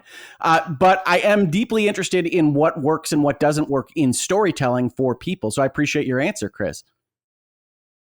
Yeah. So let me think. Where should we go from here? Well, let's stick with you, Hoeg. I have a write in here that's kind of an interesting point that I felt like would maybe resonate with you from Piano Power. He says, "Hey crew, why didn't the team press Verso for answers and stuff? He joins the party, he knows everything, but no one seems to care to interrogate him. LOL, I couldn't get over that." I'm going to give Chris full credit for this, because all of the characters at that point in time are the paintresses. They are the painted characters, including Mael. It's real Mael painted over. So yes, I think it's enormously clunky that you're Verso and he basically refuses to answer anybody on anything. Lune becomes less interested than she seemed to be before on the nature of the universe and whatnot. And it does appear to be this hole in the storytelling that in large part gets fixed when you realize that Verso is a painted character of a version of a real character, and all these various things, these machinations that are happening in the background. I didn't get bothered by this particular hole, although it was noticeable when it happened. But that goes to me with the clunkiness of replacing Gustav with Verso, because you would think there'd be a clamoring for information, and the group just doesn't act like that because they're playing out a story of their own. That all of this is fake. I know it's a video game. I know it's already fake, but it can't be overstated that the entire sequence of events is also fake. That every aspect of this game is, in a manner of speaking, artificial. And so, yes, it can bother you, but by the time you get to the end credits, you probably should have an answer in your head for that. I do feel like while the change of the world being fake, I don't think really bothers me at all. Like, I kind of find it an interesting concept. I think I do agree. I think it was you that mentioned this, Hoeg, that there's very little reflection from the people that realize there's no Buzz Lightyear, you are a toy, like existential crisis. Two are brought back from the dead and have nothing to say about it. Yeah. I think that maybe is one of the areas where I'm like, yeah, that could be expanded upon. I have thoughts on Act 3. I think there are major issues with Act 3, but we'll talk about them in just a second. On Act 2, this is where the fun story lives. This is where you've got Verso. You're figuring out how Verso relates to Renoir. You're continuing to visit various rooms of the manor. And this is also where the axons first appear, which axon is a term that is very relevant to me that I recognize immediately as brain activity, which then when you think about nevrons is really just a kind of Roman spelling of neurons. And you have all these various little things that are talking about a central authority, telling you ideas, all of which once again feeds back into the nature of the paintress and the painters and being in a painting. This is part of why this so surprises me that you get to the end of Act 2 and so many people say they're surprised, because when you're in Visage fighting that particular axon, they are so over the top with their telegraphing. They talk about Visage being a metaphor for masks. You have Verso talk about it. You have a song about losing a brother in a fire. Like, it's more direct than South of Midnight in parts of this game. And so at that point, it's like, okay, it's obvious that all of this is maybe a painting, maybe a dream. It's a metaphor. We're going to wake up at the end and we're going to be in a hospital bed and it's all been an anesthesia-induced whatever. I mean, like, it's all on the table by the point that you're fighting the first axon. You fight the second axon, you get to the end of Act 2, then they have the big reveal. I really like their titling of an epilogue for Alicia before announcing Act 3. I think it feels like you're ending the game and it doesn't feel right. You haven't been given enough. That's not a conclusion for anybody. And then they wipe that away and give you Act 3, Mael. And I think that's really smart. I love it, honestly, when artists play with title cards and like the user interface of things in a fun way. And I think they do that twice in this game with the epilogue into Act 3 and with the skill tree for Gustav. That's really, really smart, really elegant, really love that. But Act 2 is much better than Act 1 because it has mostly thrown out the conceit that we're going to dive into any of the reality of this fictional world, because there is no reality there. And we're starting to get into the Dissandras and Renoir, and the more Andy Serkis you can get in any of your media, the better it'll be. And so he kills it, as you might expect, outside of just killing Gustav, of course. But I really like Act 2. It's the strength of the combat-oriented sections of the game, but it was past the point where I decided that they were going to say this was all a dream. So I like it, but I had already kind of established a certain level of detachment for this. And yes, like I've said before, this is me. One of my least favorite tropes is it was all a dream. And even if it's all a dream that means something in the real world, which is what they were leaning towards here, I just don't like it. It's not what I'm here for. And I do think in answer to the earlier question, doesn't it detract? Doesn't it downgrade what we were experiencing? It does, to me, completely de-invest your investment in Gustav and Sophie and everything else when they're just painted people. And you can have fun conversations with that about what does it mean to be a painted person and should I care? And I think you need to have those conversations before you get to the end choice, which we'll talk about, but they didn't. And so the end choice to me is black and white. It's ones and zeros. It's obvious what you have to choose at the end because they didn't bother to establish anything about painted people or the painting itself. So we'll get to that. That's a spoiler for a spoiler. I think that's the part where I disagree with you the most. You can disagree with me. Yeah, I think because I think I know we're going to jump ahead to the end, and that choice to me showed me where my investment lied. And once I have a full scope of the situation, where I agree with you was once the quote unquote rug is pulled from me, I'm like, okay, this is what's going on. Okay, this is the reality that I'm dealing with. And, right now this is very grief induced. And I'm starting to key on Renoir's words a little bit more than normal now. Cause I'm like, okay, maybe this isn't the big evil that I am normally anticipating in video games. I think the only thing for me is with Act 2, I actually think Act 1 is way stronger, but Act 2 was, okay, now I know what you're about to do, and this is a painted world. How are you going to land this plane? I am scared for you. That's where I was. I was like, let me just see where you're going because you could mess this up, so to speak, right? You could really ruin this great, thing that you've got going on. So I'm going to be patient. I'm going to see if you land the plane. From a gameplay perspective, it's amazing. Like we're going for axons and these amazing worlds and dancing things and masks and absolutely no question. Beautiful. Some of the best, cinematic skyboxes and all types of things. And then the thing where I do understand your frustration, Hoeg, when it's not real, is that one of the things leading up to that point that I really liked was finding every expedition's notes prior. Hey, this is how far we got. This is what happened here. We died because of this. Hey, and that whole idea of laying the path for those that came, before you and after you. I love that, right? So when it slowly starts to pull me out of that, and then I'm like, okay, now we're starting to get into the Mael situation. She's really the main character here. I'm with you on the Verso stuff, only from the standpoint where I think the weakest part of the game for me, gameplay-wise, was the relationship building in camp. One, I felt like you could go to everybody in a Number full circle. 2. Yeah, like that, I don't like that. Like I missed the persona-like agency where you have to make a decision and pick one or two, and then, maybe you don't get to advance the rest. But I feel like you could do everybody in one whole campfire night and advance the thing. I thought that was kind of weak, right? I think I accidentally slept with CL. Yeah, and I think that's what happened. I 100% agree with you in the sense of, and I think it was maybe you mentioned this, Dustin, is that, or the person that wrote it, like, there's not enough questioning of Verso. Like, I just felt like he just way too accepted into the group at that point. And part of it maybe is my not getting over the Gustav death. But that was the gameplay stuff that I didn't like as well. So where I sit at emotionally with Act 2 was just like, I need to see where this is going to go.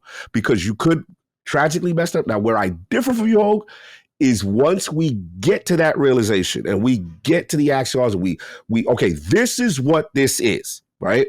And now we're dealing with major grief and the circumstances of what could happen when you stay invested in something so much that is not real.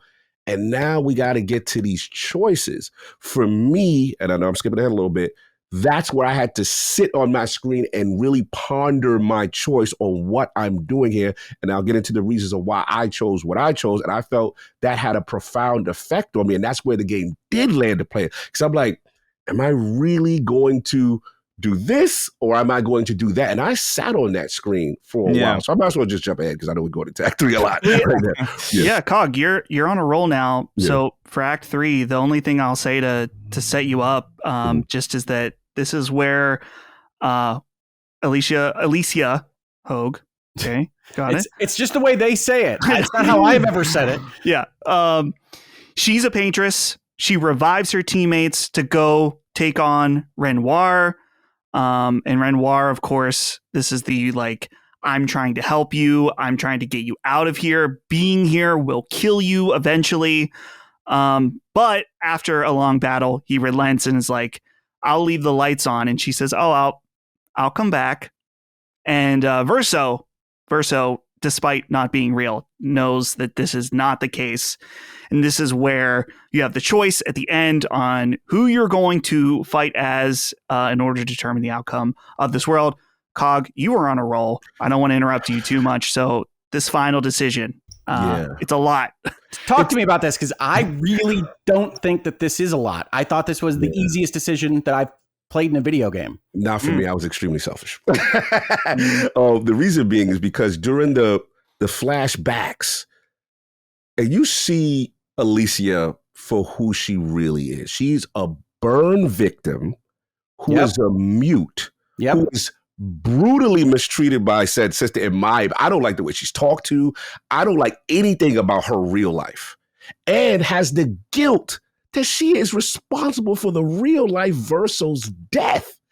So to me, that's not a world I'm excited to go back to. But it's reality. But I completely invested in the fact that she does not want that life. And in this life where she's Mael, she's the most amazing thing. She has all these people that she loves around, including her brother, right? Now, granted, it's selfish, and I get the reality of life, but I can understand the character saying, I don't want to go back to being an invalid or a cripple or whatever that is. I don't want that. I want to live here. This is where I'm special. This is where I'm larger than life, and I get to be with my long-lost brother. So for me, you've got all these amazing characters, yes, who are painted. Who doesn't want to be there? Your long-lost brother. Now, that's where I'm going to give you. That's where the game was beautiful to me. Because when I made the choice... I think it's a little unfair to put that after the choice. Fair. I give you that. But let me tell you why it's beautiful. When I knew I was wrong for making this selfish choice, is when Verso says, I do not want to live this life. He's pleading with you as he's... Bro, that broke me.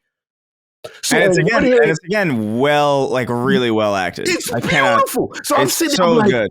Oh my God, this is the most selfish thing, because in my mind, I want her to live, but look what I'm doing. I'm literally being selfish about control over someone else's agency who who wants to just have his own existence. And you're just playing with his life. He's literally enslaved based on what I'm doing, right? Right. So that's number two. Now here's the way it gets, this is where my emotions go. This is where the game was amazing to me. So then I do this, and the first thing I see, which is what I always wanted from the very beginning, as I see the play starts, I see Gustav and Sophie come through. I said, yes, this is all I wanted. I wanted Gustav. I felt this fictional character deserved better. And I fell in love with that cat. So selfishly, I'm like, yes, this is what I'm talking about. Lil Tick, when I see them walk through, I was like, man, this is beautiful. And as I sat there with the weight of my decision, and I'm seeing, okay, she allowed Verso to grow old, right? Which I didn't, in that world, he's immortal. But then I seen his trepidation. This man did not want to perform for her. So all I am doing now is becoming Paintress 2.0. But can I hold on 1 second? Yeah, forcing someone to finish to perform for me, right? Right. And then that quick flash, Chris, where you see her get enveloped with her eyes and basically become the painter because she's too engrossed in the world. So it was the perfect tragedy for me, because it's like, yeah, you're getting what you want, but you're literally losing yourself. You know what the rules of the game, the canvas are. What Renoir told you. If you stay in here too much and you get that engrossed and that invested, it will control you. It will dominate. You fall victim to it. And she's literally just replaying it. So it was the perfect tragic ending for me. That was the ending I chose, and it really resonated on so many levels. And I'm just like, yeah, that's it, bro. Like that. Like there's no pure good. Now there's correct. I felt when obviously I did the Verso ending, and I'm like, this is correct, right? Yes. This is not real, right? These people are living through grief. This is the correct thing, but it definitely felt when they all, faded away, and then obviously they're at the funeral, and the DeSandres are there as a family, and now you have to move on.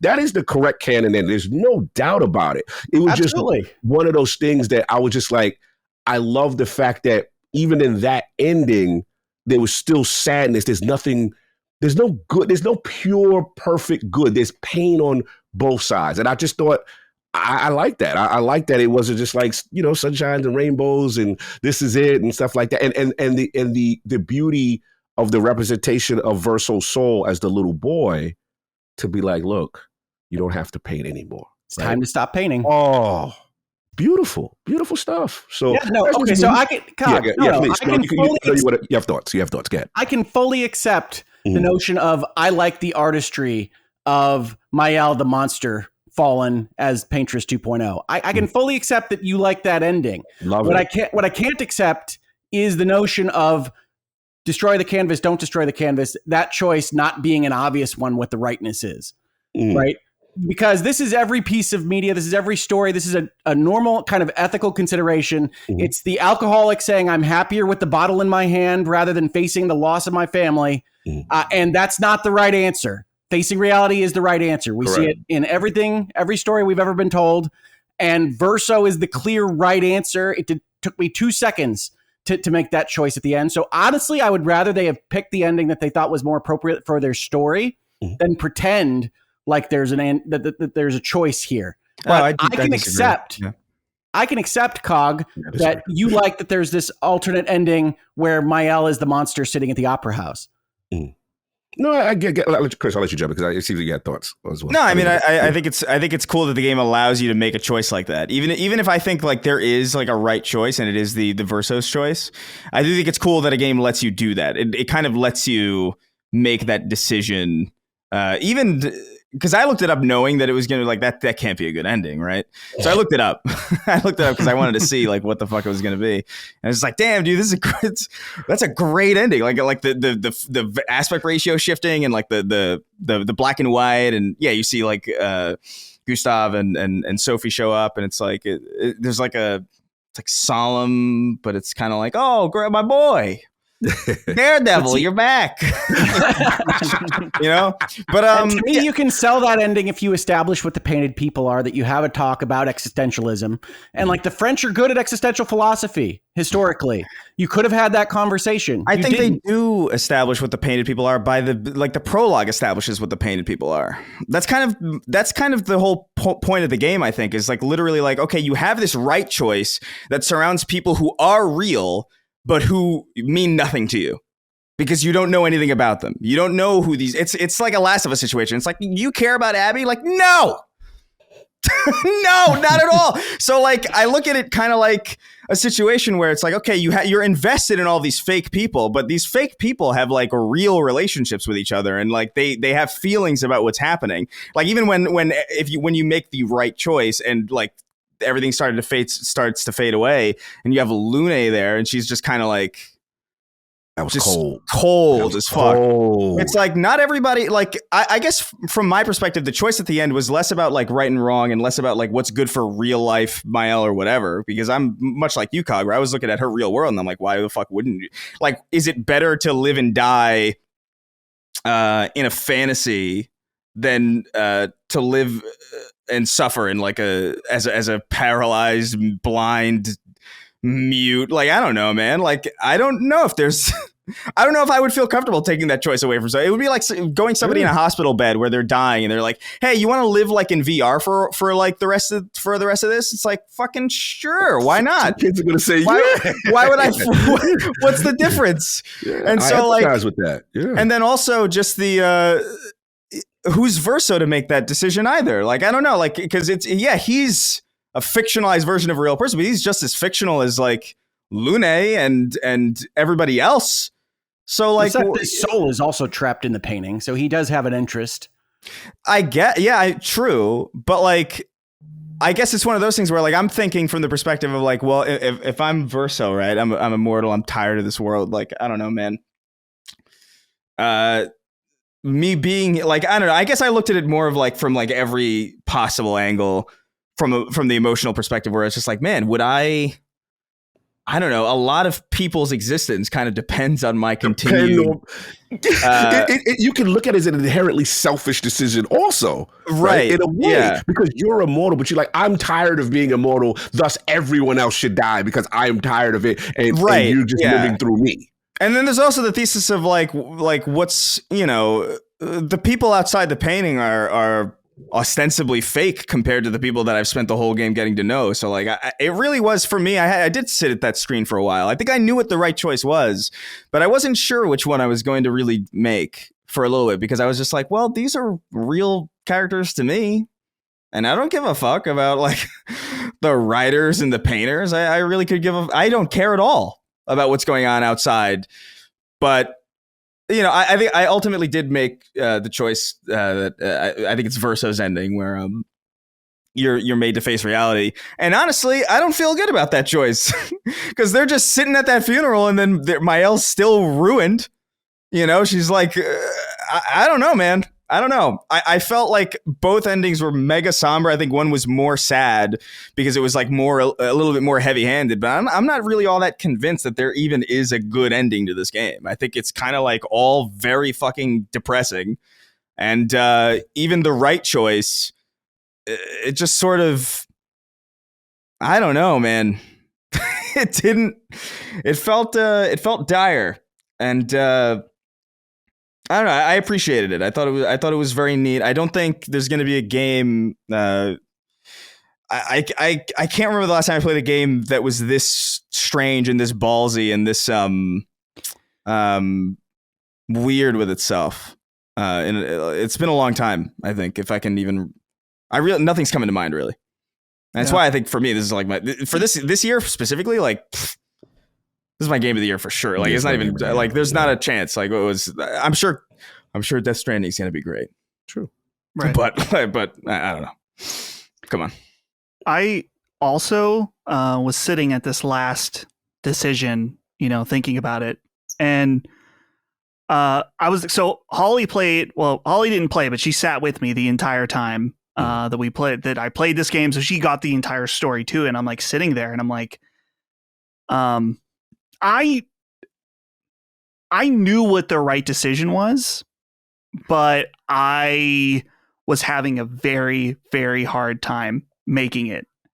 And this brings up the point I was saying earlier, where what was so incredible to me, and I don't know if everyone will have this experience, is that I was thinking about like, okay, well, what about Gustav coming back?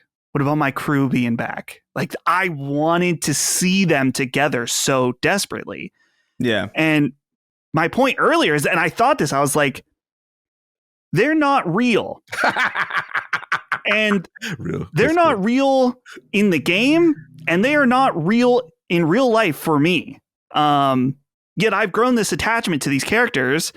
Much like the decision in the game, you have to make the decision between reality or not. And that's what was so profound to me, is that how it transcended the medium at the moment for me, where I was like, I think I get it. My biggest critique of the ending, while I do love this decision and I overall really like how it's presented, I love that you picked what's considered by many the bad ending, because I almost picked it.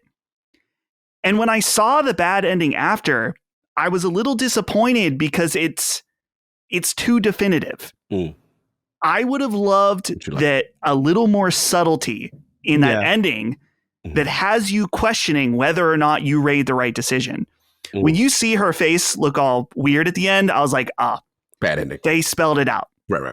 And I would have loved that it's like, maybe you see Verso, you see his hesitation and you know what he said earlier. And maybe there's like a much more brief flash of something, or something a little that feels ominous about it, but it's not even like written a cut. out. Even like a cut to black would have been like at the piano would have I thought been pretty. I do agree. Like, I think like the face is too much, because I think it would have made, like, if it was more subtle, that we'd be having a conversation. I think that would be a lot more open ended about what the right and wrong decision was. You feel it was a telegraph, like almost a too telegraph bad ending. Right. Kind of. Yeah. Okay. And To be fair, like I do think that's also I think part of this game is like the almost near universal feeling of like knowing what the right decision is but having a hard time making it, which I think everybody's been in that situation. Like whether it's like, oh man, I like oh, I'm in a relationship and this is not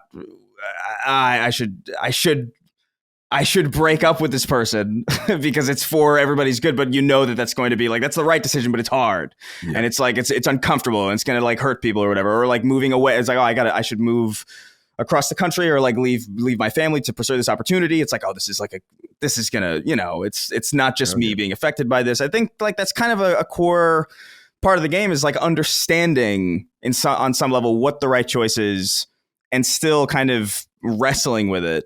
And whether or not you have the courage on one end or the audacity on the other to make that right call, I think in some ways is the emotional core and kind of the thesis of what the game is. Because, yeah, I do agree that it is a little bit maybe too on the nose.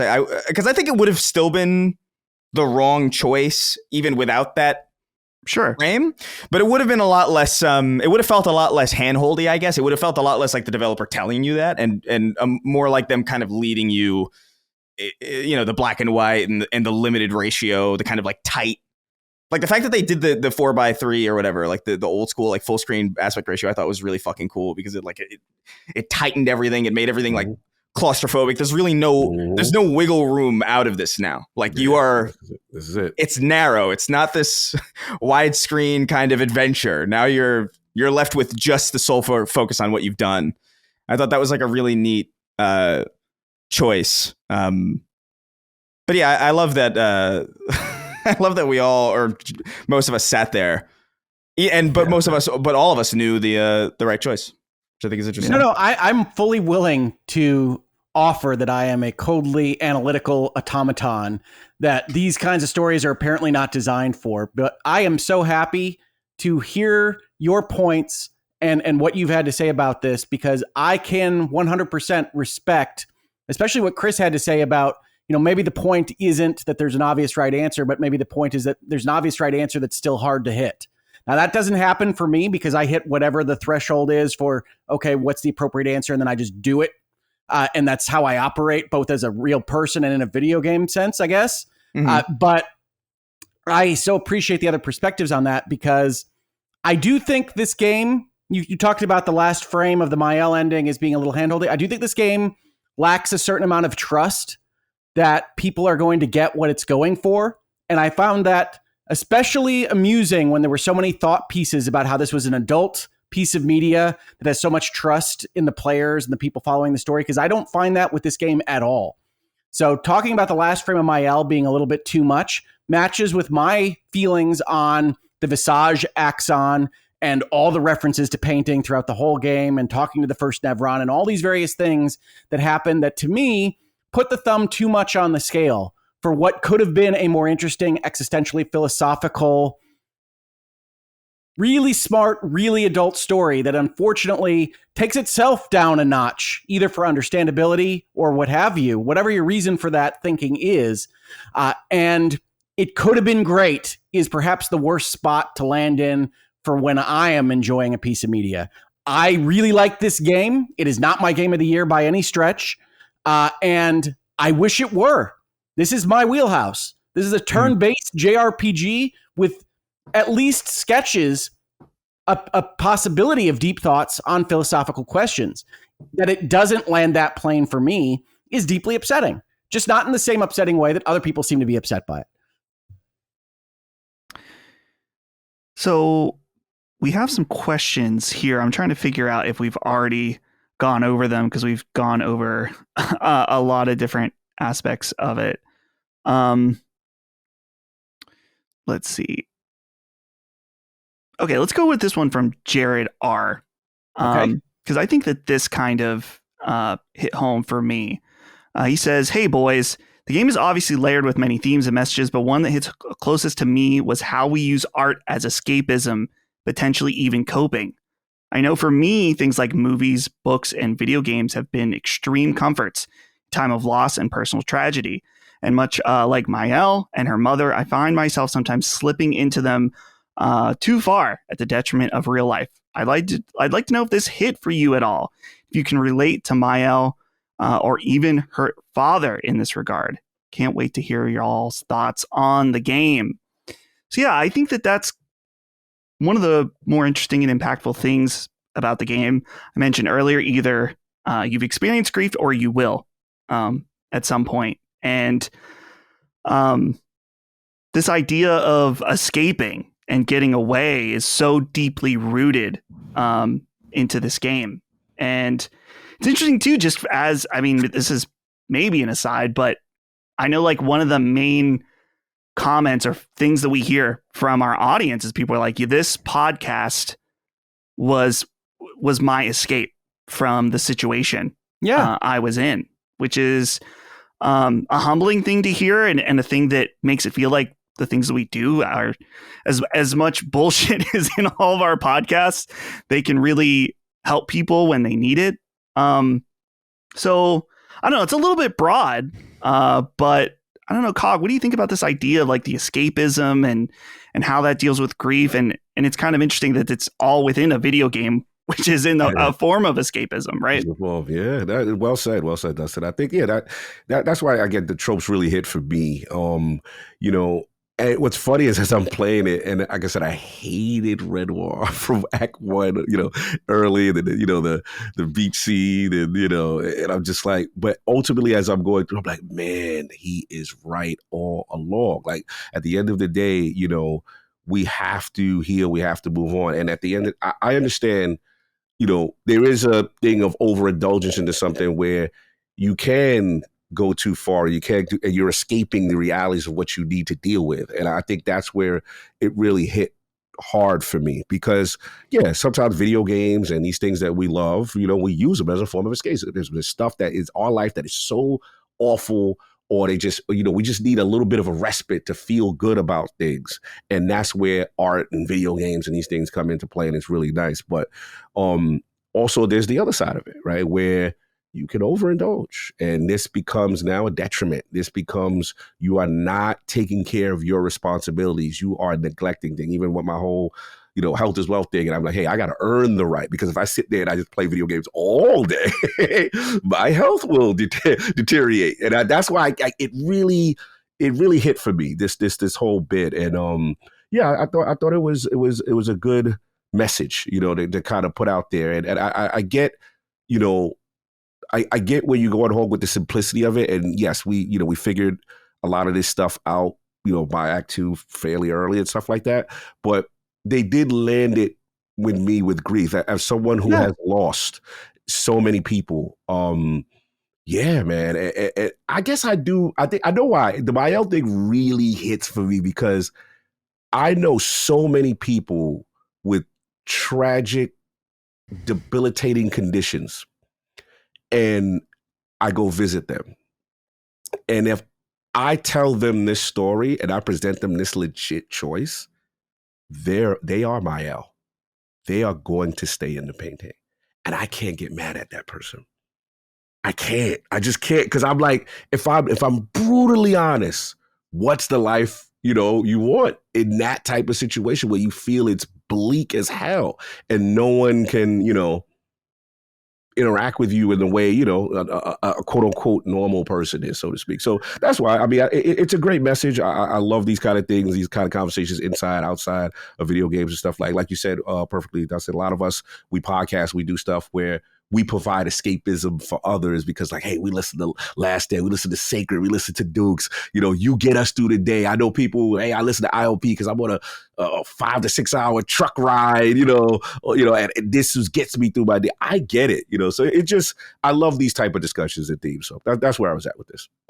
Yeah. Yes, go ahead. Yeah, I just wanted to bounce in on one thing. First of all, I agree with you almost entirely, Cog. I just wanted to comment on the Renoir was always right notion. There are 2 Renoirs in this game. This is one aspect of the messiness. Painted Renoir, not so right. He's a tool of the paintress, defending the paintress's stuckedness in the canvas.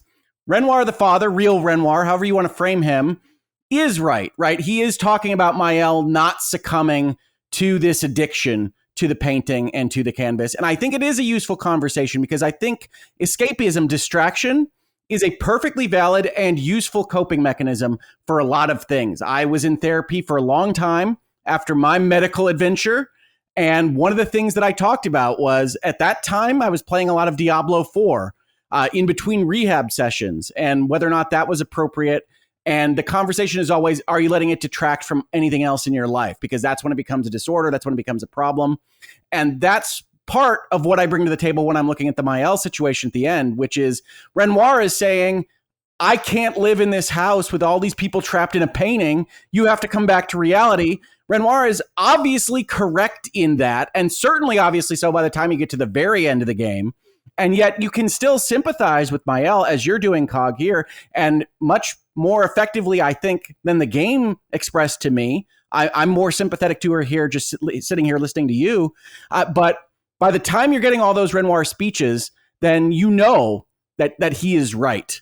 And it doesn't mean that the painting is bad. It doesn't mean the painters are bad, that the idea of a canvas or art are bad.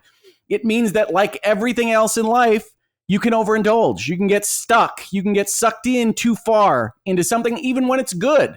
Yes. And that's part of this story. I think that is part of what Expedition 33 does well, even though, again, yes, I personally don't think they address these things enough because, and I skipped this when we were talking about it earlier, so I apologize, I don't think Act 3 is finished, right? I have nothing to base this on. I have no interviews to go off of. I'm not in the room when they made this game.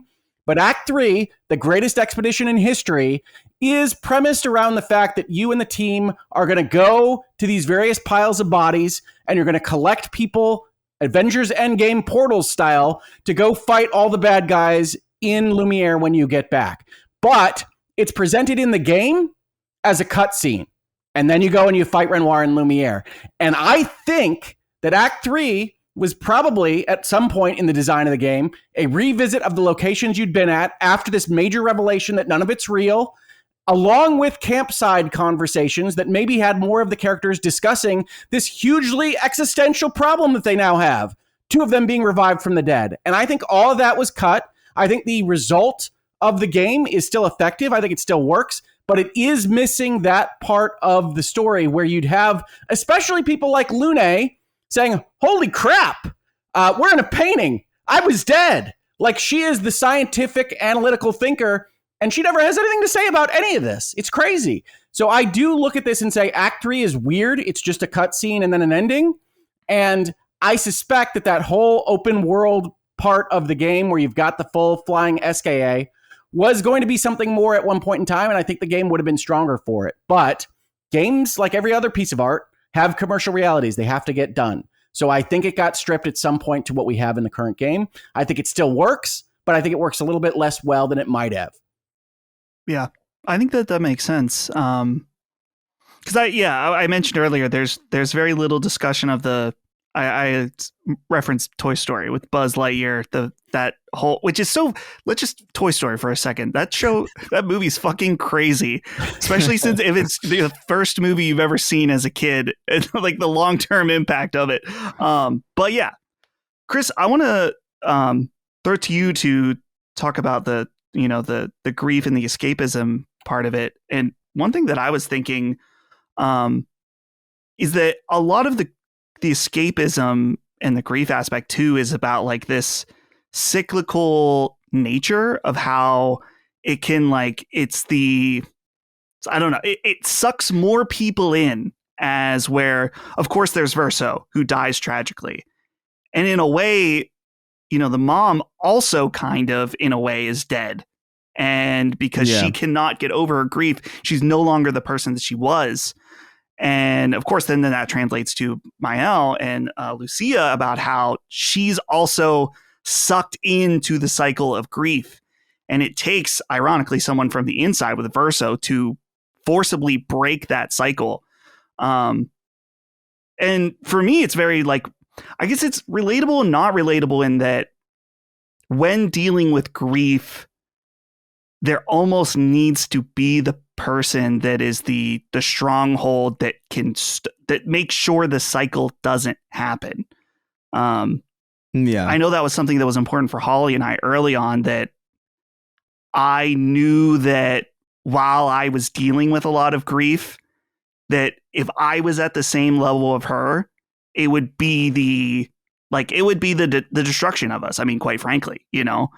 And when looking at the lens of the story, it's like, man, obviously it's a very fantastical situation where Renoir tries to go in and stop that situation, but he can't because of the rules of the world. But anyway, I'm rambling at this point.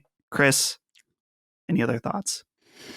Yeah, I don't know, man. I just think the angle really hit. It really hit for me. I think it's just very. It was a lot more, I guess, 1-to-1 than I thought it would be. Like I expected some kind of filter, you know, like through like by which it would be fantastical, and it is fantastical in like the, you know, the I guess the portrayal of everything. But I remember being in these places, and I remember having conversations where, like, you know, there's no one is the lights are not on, you know, people are just kind of, their eyes are glazed over, and you're just kind of like, I can't even function as a person. And I remember years of this. And so, yeah, I don't know, man. I think they captured something really, really, really effectively here. And I think a big part of this is even just the losing of oneself too in the midst of all of it, and not even knowing. I know a point of frustration for me, and maybe I'm like projecting onto the game in some way, although I guess it's part of what everybody does, is the frustration of going through something at such a young age to the point where it redirects you in a way that you can't possibly really know who you would have been were it not for this crazy thing that was completely outside of your control. And that's what I think like gelled me onto Mael really immediately, was that like the Mael that we see in you know, in the painting is like a very different Mael than the one that exists outside of it. And I think, I don't know, man. I just think the themes are really heavy. I think they nailed it. It really hit for me like 3 separate times. I think throughout this game, it really just like knocked me on my ass in a way that I just was not expecting. I could not have expected because it does so many weird things. It sets you up for this one story that you think is very, you know, oh, I wonder how this world works, which is like interesting, but you know, had no shot of even remotely like I've experienced worlds with like really in-depth, you know, mechanics and really deep explanations for how everything works, and they're cool and they're interesting, but they very rarely, if ever, leave me thinking about them for longer than, I mean, even something like Rebirth or Final Fantasy VII Remake, where I'm just like, yeah, that was good, and then I kind of forget immediately, or like I think it's competently done, but it's not. It doesn't say anything that speaks to me, I guess. And so for something like this, and again, for a game like this to have any impact on me at all, as somebody who just does not play these games, I think speaks highly of it. I think because I was looking forward to this, but I've looked forward to things that like I've played and it's like, sure, this doesn't feel that good. And in some sense, I guess expectations can be the thief of joy in that sense, where like you can maybe expect too much out of certain things. And so after a certain time, when I knew that this game was going to be on my radar, I was like, I don't want to know anything else. Yeah. I'm in. Let me know when it comes out. And I think they did a great job. I think it's clunky in some places. I think that minimap is really fucking... The lack of a minimap, I think, is the most egregious thing about the game, to be honest with you. Like, I really think, like, there's no reason for... Because there's no reason. There's no good reason that I can find for it, you know? And then, like, the platforming being as bad as it is, although it's, you know, it's... I barely ever had to deal with it because I did barely any side stuff. I was saving all the side stuff for, like, endgame stuff. Don't do them gestural beach stuff with the mini games are god awful, and it's so good that they're not main plot line, but they're really bad. They made a smart choice in making the mini games side stuff, because it's something that Final Fantasy does not have the fucking wherewithal to do for some fucking you want to build a little road with buses with a giant claw machine? I bet this is gonna feel great. I can't even express to you how glad I was that when I got to the parts of the game that I hated, I didn't have to do it. Yeah. Because so many games like insist. It's like, no, you must see. You must see the tapestry of what we've created. We spent the time. You know, you like playing No, they're really bad. Rock'em Sock'em Robots to advance the story. Are you excited? Jesus Christ. I was just trying, and not to put down other games. I just mean like, dude, like there's a restraint here that I appreciate that is rare that I find in a lot of games that I play, where it's just like there's always some tacked on fucking thing that you just feel. Even games I love, like things like and to be fair, these are avoidable as well. But like, you know, Doom with the Marauders and that weird battle mode that they had. It was just like not good. I appreciate that it seems pretty focused on what it does well. It does emotionality of the narrative well. It does character writing well. It does performances well. It does music well, and it does gameplay very fucking well. And that's talking about the battle system so much. Oh yeah, he's got that lined up. There's questions about it. Yeah, we can. I have a few write-ins about it, but if we want to talk about it in general, I know that I think we've all talked about it extensively on various shows. Since I mainly wanted to focus on the story, since that's the thing that was true. Yeah, no one has heard us talk about really very much. But let's open it up to I don't know, the actual video game parts of the game. Earlier, I mean, of course, the biggest comparison I think is Persona in a lot of ways. I love the menus and the UI in this game. And I really like how the game is really as in-depth as you want it to be in terms of its build crafting and the ways that you spec out your different characters. I found the game overall to be a little on the easy side in that there was maybe 1 or 2 points that I was having a hard time progressing. I went and did some grinding for about 20 minutes and changed up my character some, and then was good to go. As far as like, you know, the parrying and dodging, overall, I feel like it's really well implemented. There are certain attacks where I'm like, come on, like what are we actually doing here? This is like a string of like 8 attacks on one boss fight, and I'm like, I guess parry the ball or else. They do have a couple where it's like it's going to be 8 strikes. We're going to sometimes put the pause between 2, sometimes the pause between 5. Good luck. Yeah, work that out.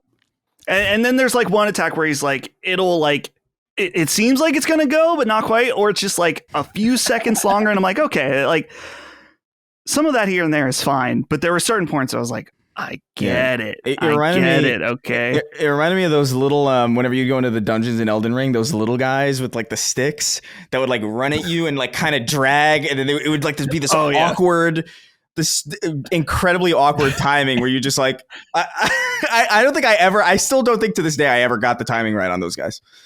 But there's a little bit of that. I found as I got really, I don't think the parry system is really difficult, because I'm playing Doom: The Dark Ages right now, and the parry system on that is like really easy. Like it's pretty forgiving. I don't think it's that easy, but I found it like remarkable. I was fucking Perry Potter in that game, dude. It was crazy how much I was just like nailing it. And I thought like maybe this could be a little harder, maybe, but ultimately, like the things that felt easy still felt good. That's a hard balance to do, I think, because sometimes when you make something a little bit too understandable or a little bit too replicatable, it falls victim to feeling more repetitious, and it makes it feel a little bit uneventful. But like everything from like the sound design of the parrying to like the visual effects that happen to the reward of like getting a successful continuous parry and doing that counterattack, it's all done so well that like I never got tired of seeing it, even if I did get to the point where like parrying was like easy beyond reason for me with certain strings of attacks. There were some that I still was like, I don't know what the hell. Nope, that's a dodge one. That's a dodge. I'm dodging that one. And what I like about the parry and dodge system specifically is that like the dodge system primes you for parry, which I think is like very smart. I like the fact that like it'll tell you when something's just a dodge or when something is perfect, so that you can kind of practice parrying before you even really. It's almost like putting your toes in the water. Yeah. It's really smart. That's like a really great idea. That's really subtle. Smart. Yeah. It's really, really smart. And yeah, you feel like you're getting courageous. Where you're like, all right, I've got 4 perfects in a row on this one. And part of that system is also that they name their attacks, and you get the little box above the attack. And they're so good about kind of animating the pause and then when the muscle starts to move that I would think about like 6th grade basketball. It's like, all right, watch the hips. Don't you hit that button until you see the hips. Wait. And like, that's fun and it's engaging and it's great. I will say it's a different experience than my favorite turn-based RPGs.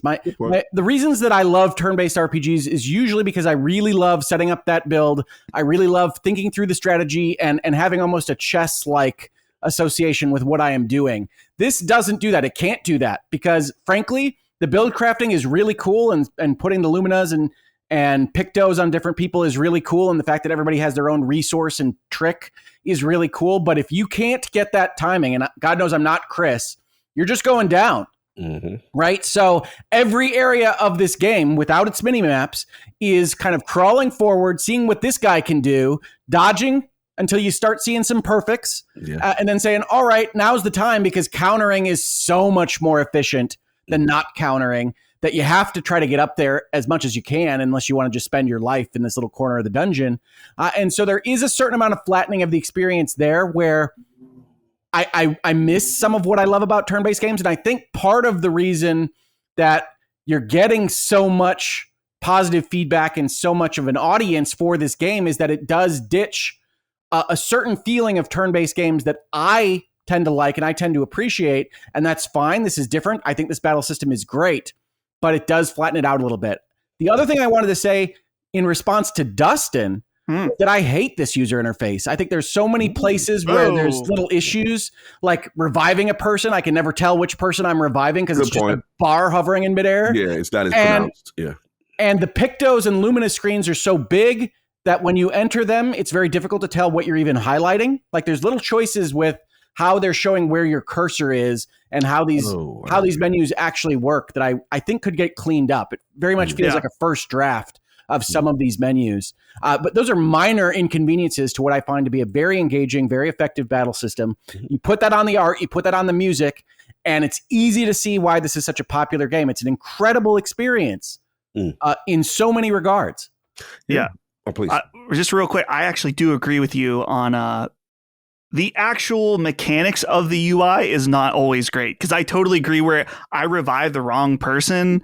I've done that, trying to figure out like the Picto slotting sometimes. Yes. I guess my mindset is always like the visuals of the UI. It's pretty are nice. Yeah, I'm in agreement with you, like, because I had the same issues with the UI, but I also felt like a lot of times, especially in modern games, there's like a style over function kind of feeling for a lot of UI. I think about Borderlands 3 a lot, because that UI literally ran at like 10 frames a second for some reason when that game came out. But I found the UI here it was readable. I knew where everything was. I never got lost, and that was really important to me, because there's a lot of UI where I'm just like, where the what, dude? I know Hoeg as a fellow Destiny guy. Like, what? Bro, where is anything? Yes. Where is anything yet? Like, that's a very pretty UI. God bless you. But like, I don't know where anything is. And so like to understand like everything's laid out reasonably, I think everything's true. But I do agree, like the highlight system of like, I wasn't quite sure, like when I was swapping Pictos out, there were at least there's maybe like 4 times at least where I put the wrong thing on and I had to like immediately undo it. Minor gripe, but like the functionality of the UI is strange, because it's so much less functional than the layout would suggest, because I think it's laid out damn near perfectly. It's got just enough style to where it feels like it's in universe. It's pretty but readable. It's laid out well. It's gorgeous. Yeah. In battle, it's especially gorgeous. Yeah, I think they did a great job. Like it's so good looking, and that's one thing I always appreciated about Persona.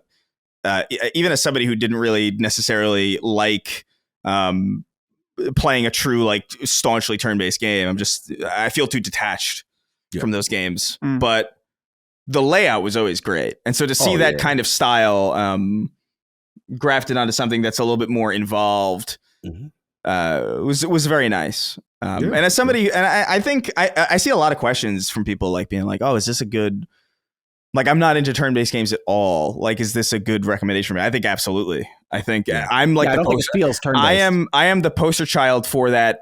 Exactly. Where like my gripe with turn-based games has always been that I feel like I'm kind of along for somebody else's ride. I feel like I'm just kind of like a Jiminy Cricket character fucking being like, hey, you know what'd be cool, Cloud? Do this. And then Cloud does it. And then I'm like, yay, Cloud did it. I never feel like I did anything. You know what I mean? I get it. And that's why I'm sorry, please finish. No, I'm just saying, like, I acknowledge that, like, there's a lot great there, but like there's this big detachment for me, even in a game like Baldur's Gate 3, which like I wanted so desperately to like love, and there's a lot to love about it, especially like story and like narrative and character. Like I loved a lot of it, but I just couldn't. I felt so uninvolved in the core like combat loop of that game that I just couldn't do it. And I think this alleviates a lot of that by having those timed button presses and by having those dodge mechanics and the parry mechanics. It makes you feel like you're actually contributing to the fight in ways that I feel like is a little bit absent from other games. I do think those systems are a little easy, which I think is actually also maybe like a good way to get people in. Like, because I think the button presses are like, I don't think I ever missed a single button press. I missed a couple parries for sure. I even missed a couple dodges, but like, those button presses felt mega easy. And then once it got to the gradient stuff, I was like, okay, good. We're cooking. There's a little bit more here. But that's my one kind of feeling about it, is that like those button presses go by and you're like, you have so much time where I'm like, this feels kind of trivial. It does feel like the attack buttons are a little bit less well thought through than the dodge and parry system. Yeah. Like they're mostly just like attached to the animation. They don't really have a lot to do with what you're doing as the character. Yeah. No, they never switch it up either. It's always the same kind of buttons. It's like that would be the same kind of button. Yeah, you're right. It's always like that was one thing. It was like I wanted, like, if there was a way to increase the difficulty, and I know there is, but like increasing the difficulty would make it so like those buttons would shift, and instead of like XX or AA, it would be like XRB, just to keep you on a little bit more like paying attention to what's going on. Although that might have been annoying to some people too. So like, who knows? Yeah. No, I agree with all of you. I just think like, Hoeg, I think this is where me and you really aligned. We come from what we consider, we love that traditional, and even you, Dustin, like that traditional JRPG turn-based, the strategy involved with it. And you're absolutely right. Hoeg, like, it for a hardcore turn-based guy, there is jarring that, okay, no matter how much I build craft, because I love the min-maxing in this game. I love the pick those systems. It's great. It's crazy. When I fight with something, I 4 or 5 times, I take that picto. That's a permanent passive. I can now put that on other party members. That now satisfies and satiates so many things in my set. Like I could be on that for hours build crafting. Like I love that. But to your point, Hoeg, like all that goes out the window if you miss 2 dodges and 2 parries and you get flattened by said enemy. And but the cool thing is it does allow agency, and everything that every enemy you have to pay attention. Even the common, guy with a little mine on his head, you got to pay attention. Okay, I have to use my free aim for this guy, right? I have to shoot and use different strategies, and then also get my timings down and the parries and stuff like that. I just really love I would consider this the evolution of turn-based in the sense of where we finally got that marriage where people who do not like turn-based games says, yes, I can do this. You are giving me enough agency and activeness on defense where I just don't put the controller down and let it go. Like as Chris would say, right? Just go ahead. I put a joke on Twitter. I can't remember if it was Blue Sky or Twitter. It was one of it. Wherever it was, it got people upset. Where I was like, Clair Obscur is like if somebody was like, "Hey, what if we made JRPGs video games?" I know it sounds like disrespectful to us turn-based guys, but I understand that point. I was just poking the bear, but like, I got a lot of people real mad. But yeah, no, it's the agency helps. I don't think every game needs to be it. I wouldn't necessarily be like, oh, Baldur's Gate needs to be this, or like, right. I wouldn't, whatever. Like the fact that this game is this, I think is very special. I think it's what's going to set it apart. And I think it's very engaging. And I think this is going to be that game for a lot of non-turn-based people where like they're going to play it and they're going to be like, oh, there's something here. Now they might go off into different territory where they might, let's say 100% of the people who are recommended this game who don't necessarily play turn-based games really like it and they want to play something else. Yeah. There's a good chance that probably over half of those people won't find anything quite like this. Yes. It's hard to recommend. People have asked that question and it's like, I can't really send you to Persona. Right. That satiates this specifically, But I do think a healthy portion of people who do jump into this kind of game are probably going to be like, I'm curious about this, and they might find something in Persona and something else, and they might be okay, so this is less involved, but like I still like this quite a bit. Right. So I think there's a chance that there's definitely a higher chance than zero that's going to happen. Yeah. So I love that optimist perspective. My fear on this had been being a fan of Square Enix games for a long time and seeing them chase various ponies throughout various time frames of their development, that this seems eminently copyable by a big budget studio. And I don't want to see Expedition 33 combat be the only combat around. Right. I get where you're going. I like this battle system. I do, but something was lost of significance to me with it. And so I don't want it to be the only stop. Thing. Yeah. And to your point, there could be the inevitable copycat league energy that could happen, unfortunately, with this, because the problem now is our beloved baby is popular now, Hoeg, right? Now people go, hey, this is how you do it. Right? Yeah. Because because what I'm noticing now is, and Dustin, you appreciate this, like, I'm not a Souls guy, right? But I'm noticing Souls, like my boy Ibantis, who loves Souls games, hates turn-based games, loves Expedition. And it's like, okay, this is the way you do it kind of thing. And you got to understand, with the popularity, this could take traction. So I understand your fears. I think they are very well-rooted fears. But what I wanted to talk about before we move on with this is that I love the fact that obviously you got the parry window, which is the dodge window, which is more forgiving, the parry window.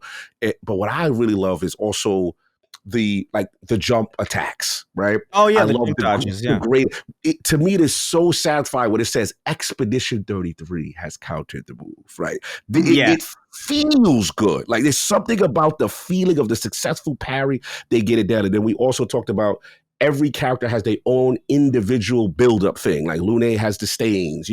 For me, a personal reason why I really fell in love with Mael as a person who plays fighting games. I play games like Soul Calibur. I play games like Tekken, where stance-oriented character. You have offensive stance, defensive stance, virtual, and it does different things. Like they took a little bit of all these different genres and they made it into this like perfect painting, so to speak, of gameplay, and I absolutely love it. So you got that, obviously, Verso with the A through the D through A system, and how more powerful you get, how perfect you are, that kind of stuff. And I actually took a while to learn. I forgot her name, Sayel, the one with the cards with yeah.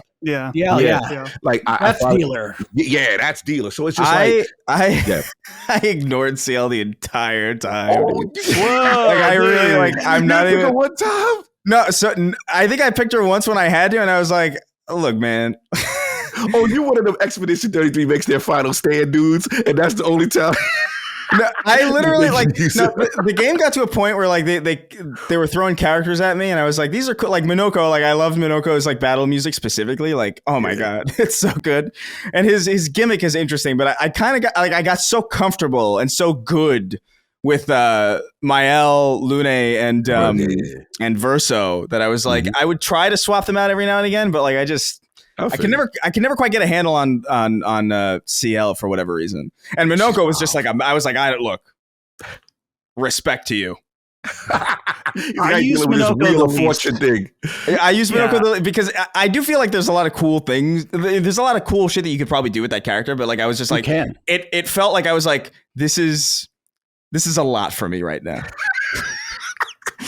I gotta beat a character and steal his leg and figure out how best to use him. Like, this is cool. Maybe on like a second playthrough, I'll figure this out. But like, I kind of stuck with like dude, Mael's a beast. Oh, she's a beast. It's crazy. And all the weapons have game-breaking things that go into the build crafting. The build crafting is phenomenal. It's great. They clearly borrowed so much from like my love of board games in terms of picking what skills you want and how you're going to build your AP and figuring out whether you want to essentially to be able to do a lot of things at a low level because you don't know how you're going to fuel that, or try to earn up to a high level, and then have that combined with the rest of the people that you're going to put out there and have it all work together. So you can have one person automatically lighting people on fire, another person healing with that, that delivering AP to everybody else. You can have all sorts of things that are build crafted together. My main problem is that flattening of the failure to dodge or parry, and that really becomes even more prominent in New Game Plus, right? This is a little bit angels on the head of a pin because you've already beaten the game, but you're now experiencing the high-end levels, the 90s, whatever you're looking at. And since everything hits so hard, virtually every strategy comes down to avoid everything, give me all the shields I can get, all the speed I can get, because I don't need to heal because I'm either alive or dead.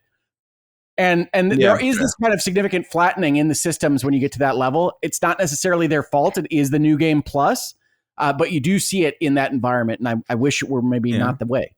I do think that is a consequence of just having build crafting like that, though. In some sense, is it not? Like to allow yourself to break the game, you kind of have to design for people that are going to do it.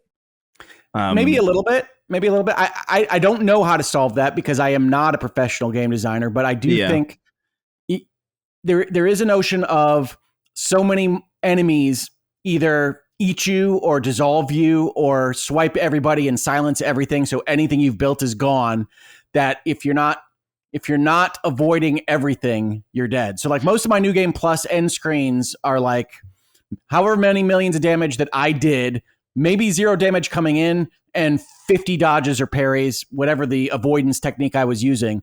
And if I didn't do that, everybody was going down. Yeah.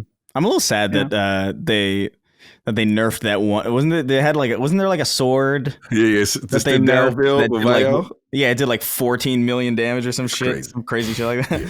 I'm a little bummed that they did that because I don't know, man. It's a single player game. Like, come on. Like, I don't know. I think it's a little like. Granted, I come from like a multiplayer space where like even if something's broken in a multiplayer space, even I'm like, bro, leave it. Well, I think just leave it. Let it go. Who cares? I'm certainly sympathetic to you don't need to fix it for a single player game, except that I do think the fun, whatever that is, however you want to characterize that, does leave if you have a clear dominant strategy. Now, you don't have to look at the wiki, you don't have to watch the YouTube videos, but if you can even figure it out yourself and like, well, I would never leave this. My L has to be in my team. She has to have that skill. And then I just build around getting her to that skill and hitting things for however many billions of damage. Then that has taken out the build craft aspect of the game if there is just a solution. Yeah, sure. Yeah.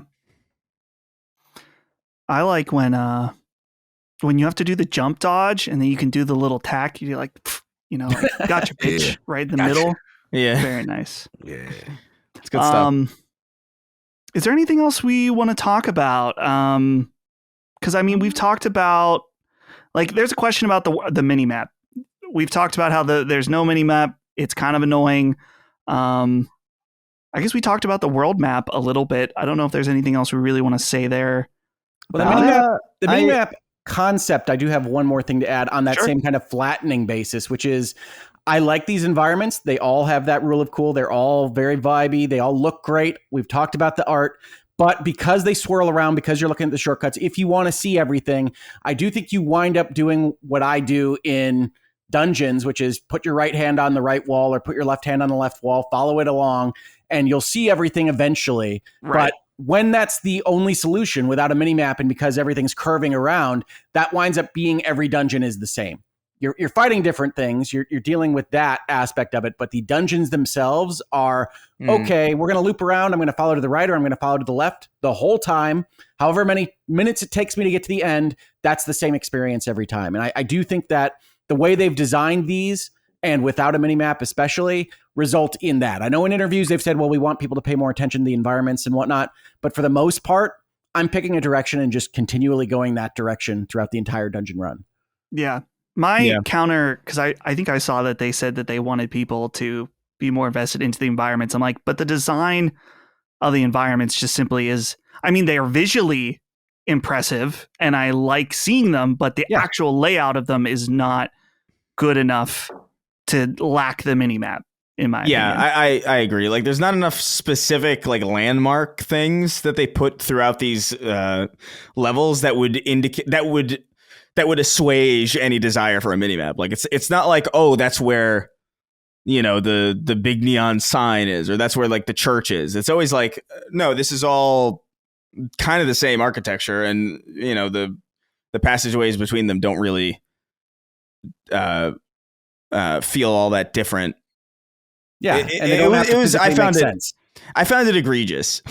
there was a certain point where I was like, I don't know where the fuck I'm supposed to go, and it turned out that I just had to like look. I had to tilt my camera up a little bit because there was a grapple point that I hadn't seen. But like because I didn't have a what happened? Oh, I was just going to jump in and say, let's give him some flowers on the grapple points, because one quality of life thing that I really love is that it vibrates when there's one within range, even if you're not looking at it. So right. I learned to essentially run around and feel where it vibrates and then say, okay, there must be something for me to hook onto. I still had a situation like the one Chris described where I just wasn't paying attention to that mechanic. Yeah. And there was an exit, I think in one of the Axon dungeons, where I just couldn't find it. And I wound up circling around for a little while. But I do really like two major things in terms of quality of life. I love that the second team comes in when your whole team dies. And I love that it vibrates when you've got a grapple point to find. Oh, yeah, that is a cool... the second, every time I died and they were like, do you want to use your second team? I was like, that's okay. That's okay. Well, dude, second team came in clutch a few times for me. Yeah. I'm pretty sure my second team beat Renoir. Ooh, yeah. Oh, no, I couldn't allow it. I say yes. I refuse to run with them. Well, no, because I put so little into them because I was like so focused that I was like, I don't look, man. I got so good with these guys. Let me just figure it out with these guys, okay? Well, see, I'm not you, Chris. I'm not as good at parrying and dodging, so I was taking as many reps as I could. That's fair. Round. That's fair. Yeah, I do. It's a cool mechanic. When I saw that the game let you do that, I think I only ran into it really in like the side stuff where like I was like way like where I was perfect countering and I was only doing like I was doing like no damage at all, and it's like, oh, this character has 70 billion health. I'm gonna leave.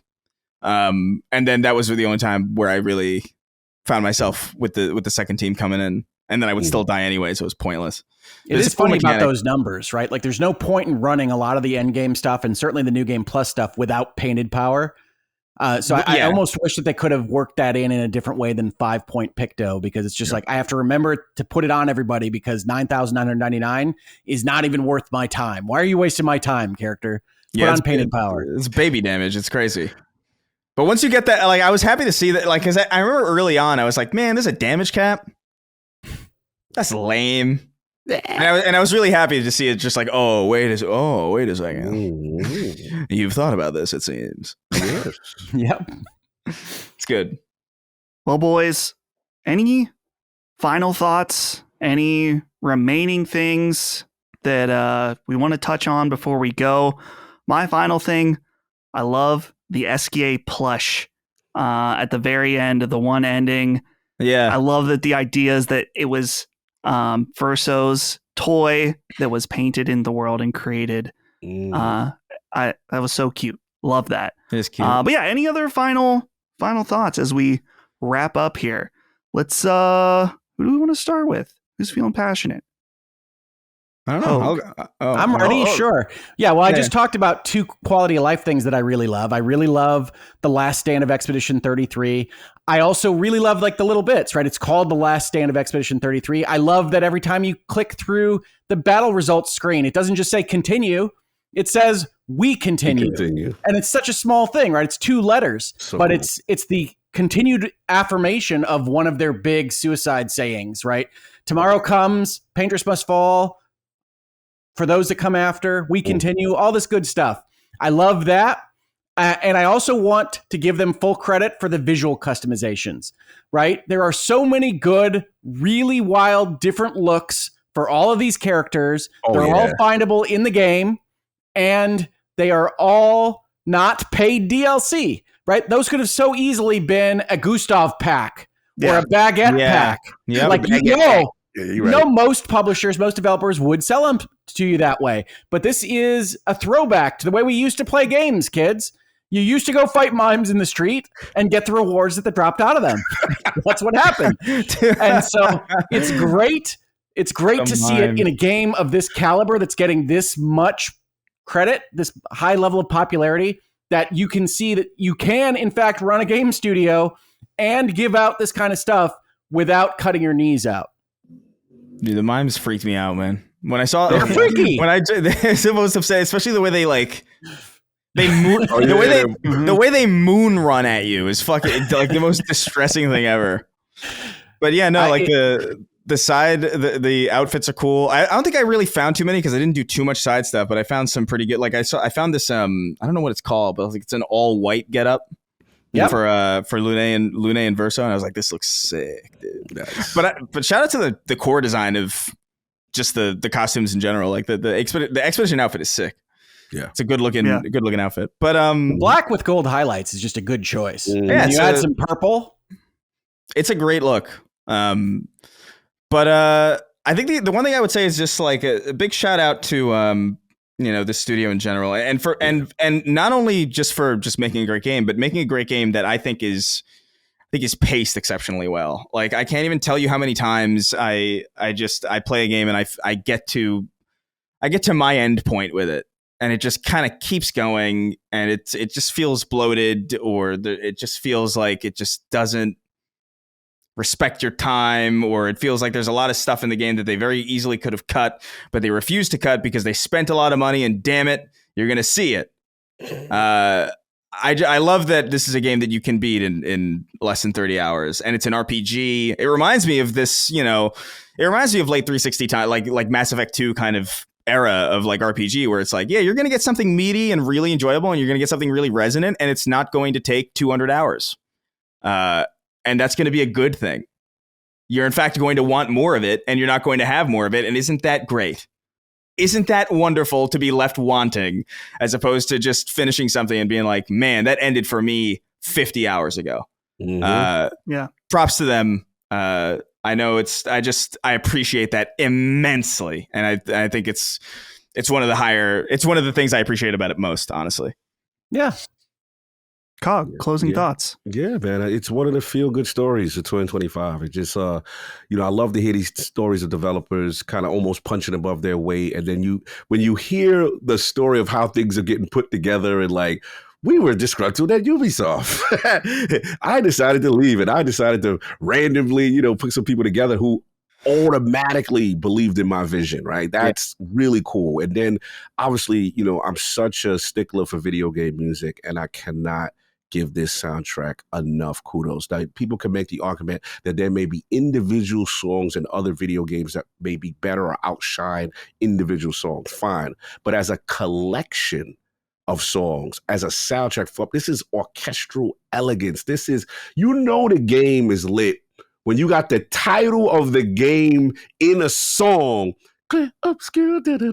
I'm like, what is happening? What is happening? And then it's fire. Like, there's so many like standout tracks, and then throwaway tracks that, I love the moodiness of the manor, the theme when you're in the manor and you're searching around. I thought that was really cool. There's some ones when you get to the Flying Water section, obviously go back to Lumiere for the last time, and the rock is hitting different.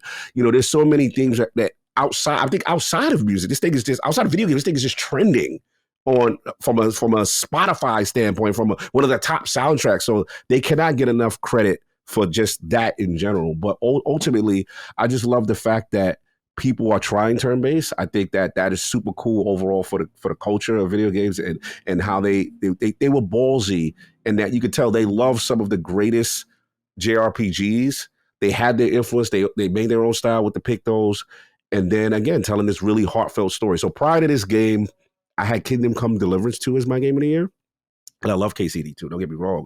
But yeah, this was special. This is going to be hard to beat. I want to see how the rest of the year lines up. Obviously, we still have Death Stranding. We have Ghost of Yotai still wants to have a say and stuff like that. But for right now, it's going to be hard. And I will be honest, I will literally be upset if they don't get a nomination on soundtrack and all. Like, there's going to be a plethora of awards this thing should be winning or nominated for, and I think it's one of the most amazing stories in 2025. I absolutely love it, and it's one of the first games, like I said, I haven't shed a tear in a while, and also stood on a screen frozen.